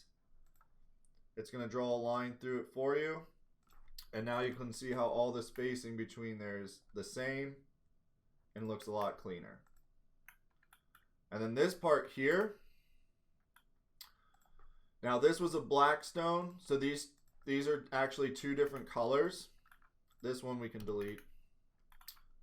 That one will delete, and then just nudge this one up a bit. And then these 2, we'll delete that one, and I'll try to maybe just nudge this one a bit, and then I turn that back to topaz, right? So why, does everyone know why this is okay if I have 2 different stone, like they're not the same color stone that are overlapping? Exactly. When we go to separate these templates, they're going to be 2 different templates, so they won't actually cut into each other. And the stones are small enough. This is the size circle we created. Most of you got this, you nailed it anyway, so, but this is the actual size of our stones, so you can see they're not actually going to be overlapping. And then the stones will actually, like if they're 2 different layers, when you go to put them together, you can even nudge them over and closer a little bit. So if you have 2 different colors like that with a slight overlap, that's okay. Now, if my design looked like that with the 2 colors, yeah, we would need to, you know, edit that a little bit. But a slight overlap like that is perfectly fine. All right, so at this point, someone was asking to create our template. You could use, depending on the different cutter you have, like if you're using a Graphtec, you can actually still use the vinyl overcut feature, and that works really well. If you have like the Silhouette or like a GCC, usually the Stone 2 Plus cut works a little bit better. But most of the templates we create now are using the vinyl overcut. So you'll just left click, and it's just going to separate both your templates by color. So you'll have your gold here, and then your black here. Or if you wanted to make it like crystal, like in the design, you're just, you know, you're just choosing which one you're going to brush in. For our stone cost on this design,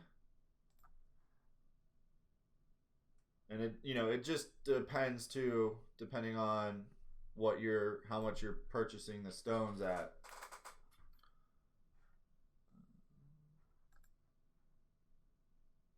It's loading. Oh, there we go. So about $5.20 worth of stones in this design.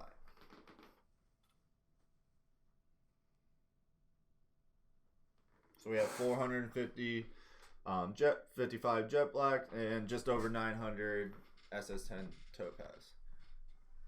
Yeah, or 10. Yeah, so I mean, my pricing is based on like the generic of what you're getting. But yeah, if I was, if our price is going to be different from your price, and if someone's buying at bulk compared to, if you're getting a 10 gross of stones instead of like a 500, your price points are going to be completely different. So, but you could easily, yeah, if we're buying by the pallet, it's definitely going to be a little bit cheaper than, buying a 10 to 25 gross, or even like a 500 gross bag. But, design like this with, this amount of stones, I mean, depending, again, everything's different, based on like your market too. Like we have an area, just in our area alone, we have places that you could sell this shirt for 45 to 50 bucks. Then there's others, places that just, 10 to 15 minutes down the road, this might sell for 30 to 35. So like a competitive website, honestly, like it could be, again, like there might be people that deal with stones a lot more, so they could probably get rid of this shirt for 20 to 25 bucks. And, but if I'm brushing in the templates, like some people have cams machines that will hand place all these stones. They're probably purchasing stones a lot cheaper than someone that's, maybe making this shirt one or two times. So that's why it's always hard to like give you an exact idea of what to price this at. But, I'm sure you would see this design anywhere from 20, 25 bucks all the way up to, 50 or 60 bucks. So again, it just depends. Like if I bought this, let's say this was like at a sporting game, obviously it wouldn't say Mother of the Bride, but like we have the Tampa Bay Rays by us, the baseball team, right? I know. I actually went to one of their games. But like when I first moved back down here, I took my wife to one of the games, and this was before I even worked. I just started working at this company. So, I knew we dealt with rhinestones, but I didn't know much about it. I bought a Tampa Bay Rays rhinestone shirt for her. That was like 40 bucks, and it was studs. So they were cheap studs, and the spacing was horrible. Like looking at it now, it was like one of the worst buys ever. But, I didn't know much about it. I was working with Rhinestone. I was like, oh, cool, let's get this shirt, And then I find out, a month later, once I actually understand the business, that there's probably like $5 worth of cost in that shirt, if not less. So it's just, depending on where you're at and stuff like that, the shirt prices are going to be way different. Yeah, we don't have the license for the Rays, so that's different. But I'm just saying, like, the cost involved, it's just, what you're paying, you're going to mark up prices just on different shirts and stuff like that. Yeah, so it was, yeah, anytime you go to like a sporting event, those shirts, anyone in this business now that's made a shirt knows, they'll look at you go to a sporting event and they're charging 35 bucks for a shirt that just says like, the team name on it with Easy Weed vinyl on it. You know that there's $3 in cost in that shirt, but they're selling it for 25, 30 bucks. And you're like, I can go home and make that for, $5. Yeah, and I wasn't her hero for it. She wore it like one time. We have a question.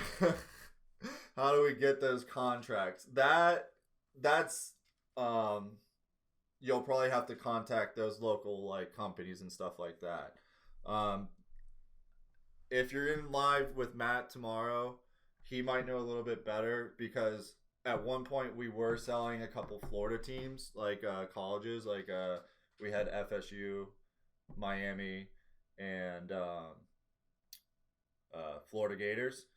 But with that, we had like licensing for it, but we literally had like the way the licensing like contract was written up. It was like two or three different designs we could sell that were like predetermined by or like approved by them, and then we could only sell it on certain items. So like we didn't have the rights, I think, to a shirt. We could only put it on like a bag or a decal. So people would come in and be like, "Oh, cool! I'll take, I like that bag, but I want it on a shirt," and we couldn't even do that. So that someone's saying the Collegiate Licensing Council for that. But yeah, if you're, on Matt's live, he might know a little bit better where to actually get those like actual licensing. But depending on where you get it from, there's also rules to follow within that. It's not just like, oh, you bought Florida State's licensing, you can do whatever you want with Florida State. They like have to approve everything still, or it's a lot of times it seemed like that. So, got a couple questions coming in. How do you change the hole size? So with that, are you saying to go from like 10s or 6s, or to make this like say 1.35 instead, or 0.135?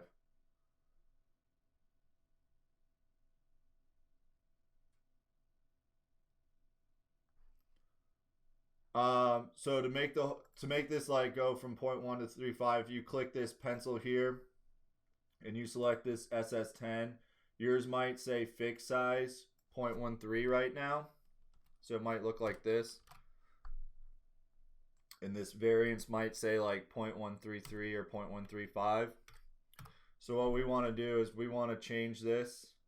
So whatever our fixed size is, let's say we want it to be 1.35, we'll set that there, and we'll set the variance to like 1 higher. So you can just hit this and go to 136, click add, and then save, and then you'll be good. I couldn't make a shirt from any local public school using their name mascot, and that's okay, right? Because they're a public county school. Johnny, with that, I believe that's correct. I would probably just, I know with us, like the public schools around us, we can do that. But I would probably, just to be safe, maybe contact them just to make sure. The thing is, sometimes too, is some of those mascots are pretty close to like professional teams. So you might have to have it personally say like the name on it too, rather than like, I don't know if you could just take, like, let's say like us, we had a school down here called Southeast Seminoles. That's where I went, and our mascot literally was the same Florida State head. Nancy, I went there. Awesome. So that, our logo was literally the exact same as Florida State. So I don't know if you could just take their mascot and be like, oh, I'm just using it as a high school, but it's, theirs too. So there's probably some rules in there. So maybe just check with your county and stuff like that. I'm getting something from out here. East Bay has a contract with most schools here, and they are the only ones to do any apparel for students. So there, that's coming from Denver area. So it's all probably just contact your local district and stuff like that just to make sure. I'm getting something from Texas saying that you have to call the local school district just to be an approved vendor. So I don't know if that's just like a flat rule. I would always, just to be on the safe side, just kind of contact that school district or that school just to, get permission. I'm sure if you're doing something to, for the school too, going through them, you might not even have to go through the district or county. Maybe just contact them directly. And especially if it's like more fundraiser too, where they could, get a chunk of money or a piece of it. I'm sure they'd be more inclined to that too. But, I know at least for us, like the Walmarts around here all have like the local schools in there too. So, they're they're making stuff for all the local schools, and I'm not sure if it's through Walmart or there's like a third party that sells to Walmart.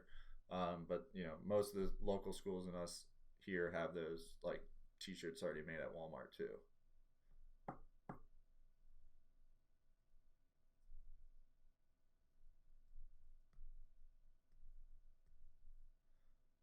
All right, so let me pull up the site real quick too. I know we had a couple of people asking about the clean stones. So if you just come up to the top and type in clean, you should be able to see the drop downs here. So clean stone 6, 5, and if you were to type clean stone 1, or just clean stone, sorry, and hit enter, it should pull them all up. So 5, 6, and it's 1 technically, but it doesn't have the number 1, are all free. And then these ones are just $20 ones. But everything, all designs and stuff you'll see up top here, 15 to 70% off. The 75% off is all the designs. The 15 is for more like vinyl and stuff like that. So any of that. And again, I have the note written down for the Bella, so I'll talk with Matt and make sure I can add that. But otherwise, they should be good to go. The font with the hearts and arrows, that was called Flutter 3. Yeah, so the $20 would be 5 today, or till the end of the week. So this is the Flutter 3, so it kind of gives you some of the examples here, some of the designs you can make, and then that was the one I was talking about where like this whole design was created with it. So under or featured, you can actually see some of the more popular rhinestone fonts or fonts, decals, mini packs here. So under feature, we have our most popular tab. You can get those there. And then someone was also asking about the font pack. So HTV True Type Font Pack 10. That's going to be the one with all like the different laces and stuff like that. So you have your soccer, and then you actually have like the cutouts of all the sports players and stuff like that too. And then if you're looking for more of those script fonts, Font Pack 13. Yep, all designs and packs are 75% off. So this HTV True Type Font Pack 13. This has a lot of the superscripts. So it has superscript 1, 2, and 3 on it. It has our twirly stone. So that's one of our newest font packs, and pretty popular too. So if you're looking for just a handful to get started with, the packs are always nice too, and those will say like HTV True Type fonts. So 12 is a little bit popular too. That's going to have the game day one we used, and some of the other ones with like the sports tales and stuff like that.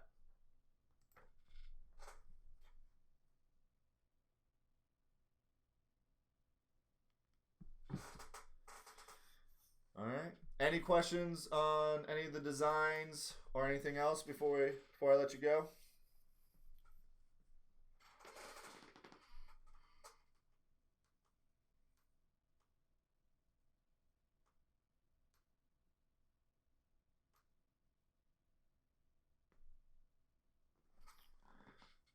Did you knock out that bride's mother? This one here.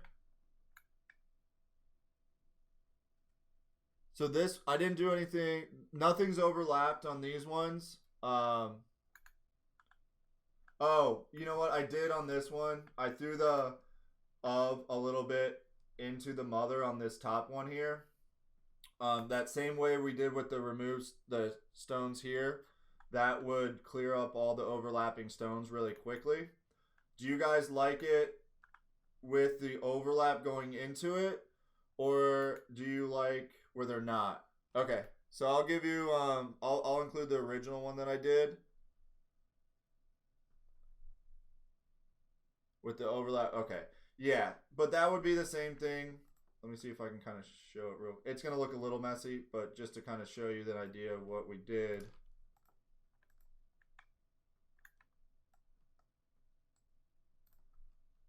So I had this like overlapped. I know it was a little bit more over here, but to get that, you just highlight. Now you can see here that the of is on top, like the black's on top of the gold. So I don't want to remove my top layers. I want to remove the bottom one. So I'd actually hit this button here next to it. That's going to mark all my bottom ones red.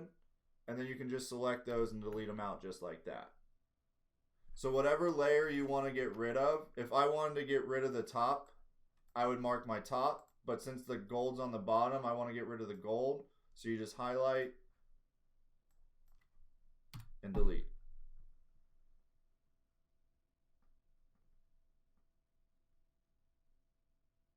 We got a question. Will there be a webinar on the GraphTech? I'm struggling figuring out the settings for different materials and how to set them up for future cuts. And we can help you with that. We can probably do a webinar with the GraphTech for sure, but you can definitely give us a call too, and we can kind of get, walk you through a couple cuts, make sure all the settings and stuff are set up. Once you kind of run through a couple of the, settings that way, it's all the same. Like once you cut the easy weed setting once, it's pretty much gonna, any of that similar material will cut the same. But we could probably, run through some different cuts like that too. But if you give us a call or email, we can definitely hook you up, do a team viewer, and walk you through your first cuts too. We had a question. Show how to mimic making spangles. That I'm not sure what you mean by that. Okay, so a lot of people are looking for the GraphTech webinar, so we can probably definitely do something with that too.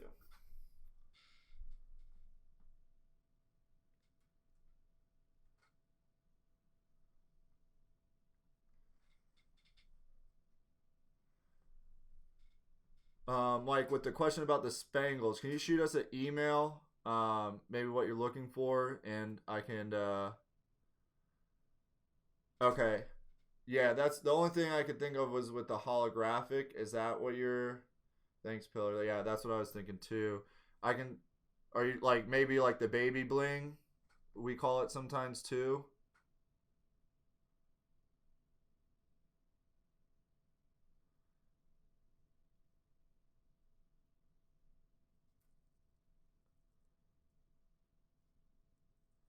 So, yeah, we don't like work with the spangle machines or anything like that. If you had a certain, yeah, on our Todd, yeah, I know Todd has that spangle machine. If you send a message to our, well, if you knew the size for the spangle, you can always add any size you want into here. So like if you knew exactly what it was, you could add any size in here and call it like spangle or whatever. And you could just resize them to fit perfect. I don't know how the process like works from getting, like if it's just like our cams machine where you just load it in and it just does it all for you. But Todd is on our crafting page. Let me pull it up on our page here. And I know he does a lot with the spangles. So if you're familiar with this, our Facebook page that we host, Crafting with Rhinestones and Vinyl, you can join this group, and I'm sure Todd can help you out with some of those spangle rhinestone questions too.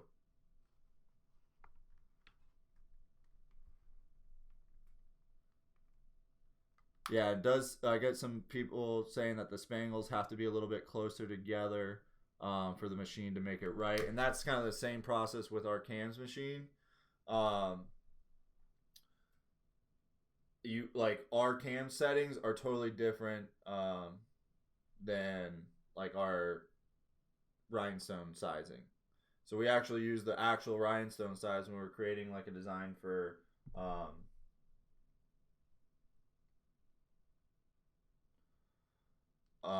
like a cams compared to like a brush-in template.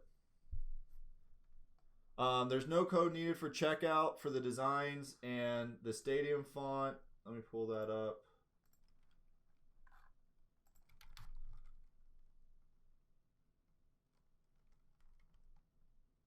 So right here you'll see TRW Stadium Stone. That's going to be the one we use tonight. Yeah, I believe both. Yeah, the cams and spangle are both with Codesi. I just never personally used the spangle myself, so I don't want to like mislead you on information on that. Yeah, I know what the spangles are. I just don't know like exactly like the process. Like if you want just a bigger circle size, you can program that just like I showed you how we adjusted the circle of the one. I just don't know like the certain size it needs to be and stuff like that. But if any questions on that, Todd, I'm sure Todd can definitely help you out on that one page. But and you know if there's specific questions, if you want to shoot us an email, we can try to look into those too for you.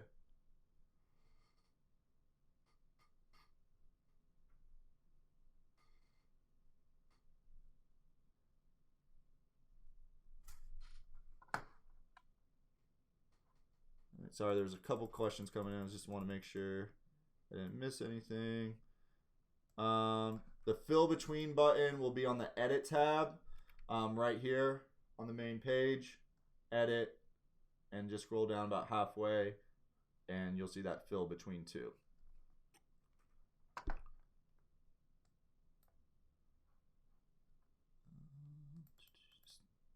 Rolling through the questions real quick.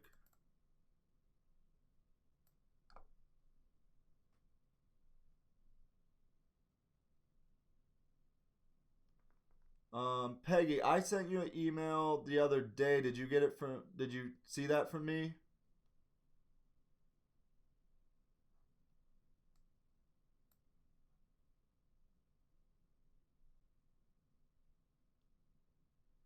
Okay, and then thank you, Pillar. Todd's has a.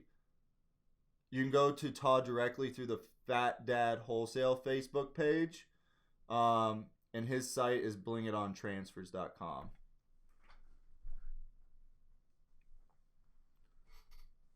right. Yeah, Peggy, I sent you another email last week regarding the Corel issue.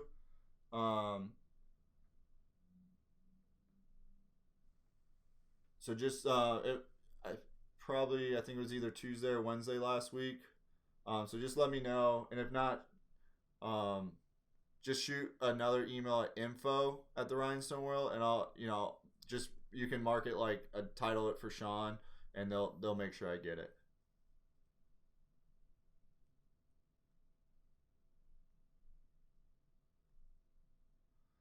Does TRW have anything for those who purchased a couple individual fonts and then want to buy the pack? Unfortunately, we don't have anything like that right now.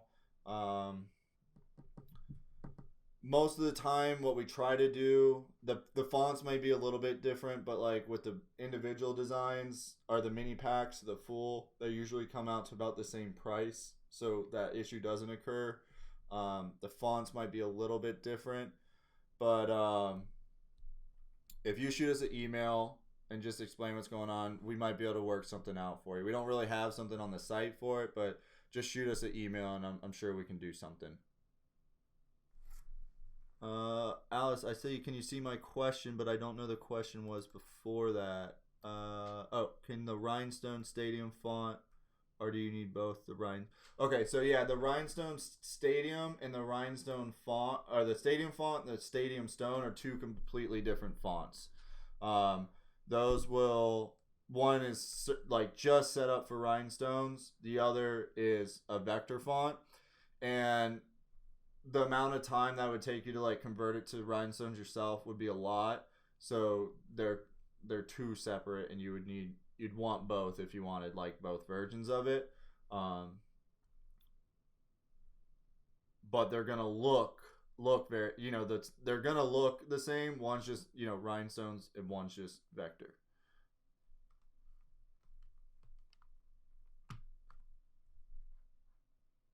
Deborah, my CM4 is not working with the Corel. Just shoot us an email. We can team viewer in. Just make sure everything's setting up. It's just maybe the installer or something like that. But we can there shouldn't be any issue with getting the CM4 working with Corel. So just shoot us an email. We can team viewer in. Alex is really good with those graph tech questions, so I can hook you up with him, and he can make sure it's all hooked up correctly.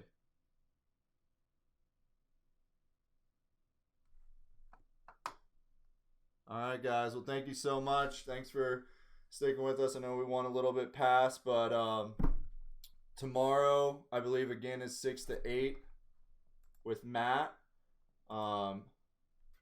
That's part 3 tomorrow, and that's going to be creating trending design. So kind of like what we saw tonight. You know, even unfortunately with like the coronavirus, you know, we can make these designs and have some fun with it where, you know, we can maybe still get some sales out of stuff like that in a time like this. So like always, you know, trending designs are going to be, you know, are actually pretty fun too. But that's tomorrow night at 6 to 8. Matt's going to be teaching that class. So a lot of different just trending designs that you'll see. So what we're trying to do too is teach you different, you know, ways to create different designs. So on Thursday, we'll be doing some birthday designs. We're going to be working with, we're going to go over how to use the power clipping into a shape and creating our own power clips. So that will be fun. That, you know, we don't show that a lot. Alone together, I like that hashtag. But exactly, designs like that where you can still, you know, without sport, you know, sports are huge for us. Events are huge for, you know, everybody in this business. And when there's stuff like that not going on, now we have, you know, we can make some alone together t-shirts and, you know, senior 2020 with the toilet paper roll, stuff like that. So that'll be tomorrow night, birthday on Thursday, and then Friday is the graduation designs. All right, guys, but tomorrow, yeah, Peggy, if you don't see the email I sent you, I'll shoot you another one tomorrow. I'm using the email you have on the site, so I don't know if that's been updated or changed, but I just, you know, I've been copying it from there. So if you don't see it from me, just shoot us an email info, and we'll definitely see it that way. But yeah, I pulled it right from the site, so good. All right, guys. Well, thank you so much. I'll have this recording up tomorrow along with all the designs we created. And then, what font were you referring to, Barb? Says that font on sale. Yeah, all fonts and designs are on sale. So the Stadium Stone, the regular Stadium one, all are on sale for 75% off. Should all be already discounted when you go to the checkout screen.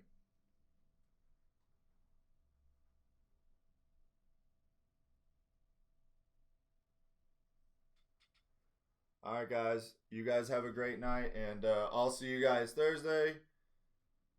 And so, discount is not showing up at checkout.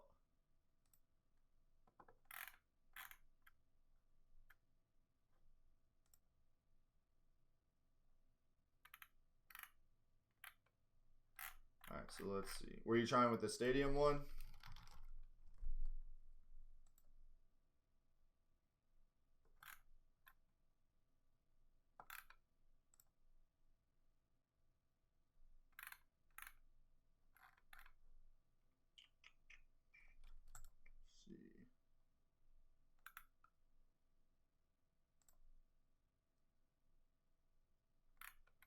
I might already have a code in here. So make sure down here you don't have any other promotions.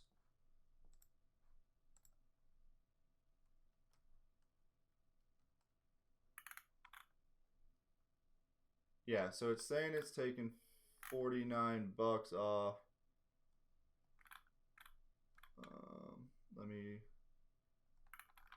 Let me get rid of everything else in the cart just to make sure.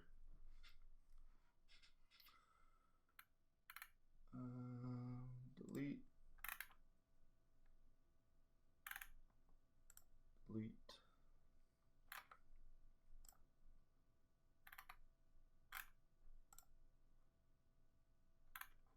Yeah, so it should, on my end, it's saying it's taking $22.50 off.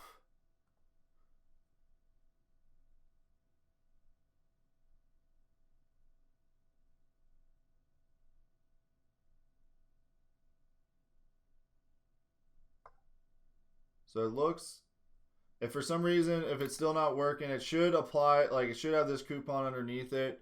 If you can take like a screenshot or just send us that, we can also make like, send us what you're looking for to info, and we can like create like a phone order and check you out that way too. And then the GrafTech is not appearing at the discount either. So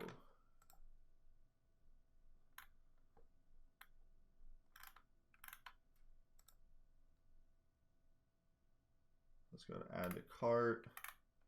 Yeah, and just make sure, you know, everything's like there's no other coupons that you like if you did like the YouTube or anything like that.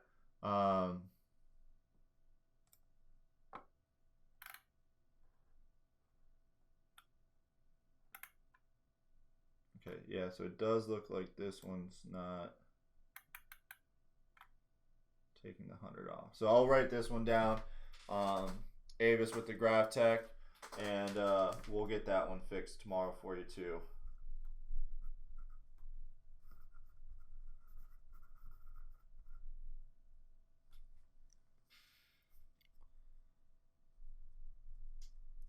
Can I mix designs and material together for free shipping? Susan, I believe you can. If you want to send us an email just to make sure at info, I know our call center will know for sure, but I want to say you can do that. I think it's, yeah. So we're getting some people saying yes, you can.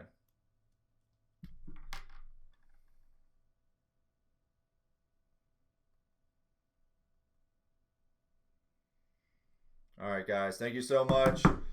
Any other questions, any issues with the sale, please just shoot us an email at info@therhinestoneworld. And, you know, all those, you know, if it says it's on the sale, we'll make sure you get the sale. And that has been extended through Friday along with our free designs. So under featured here, design a day giveaway. We got our new ones up today, the Picture Perfect. And we'll be updating those for free till the end of the week too. So you have the sale extended plus the free designs. All right, guys, you guys have a great night, and I'll see you Thursday, and then Matt will be live tomorrow night from 6 to 8 as well. Have a good night.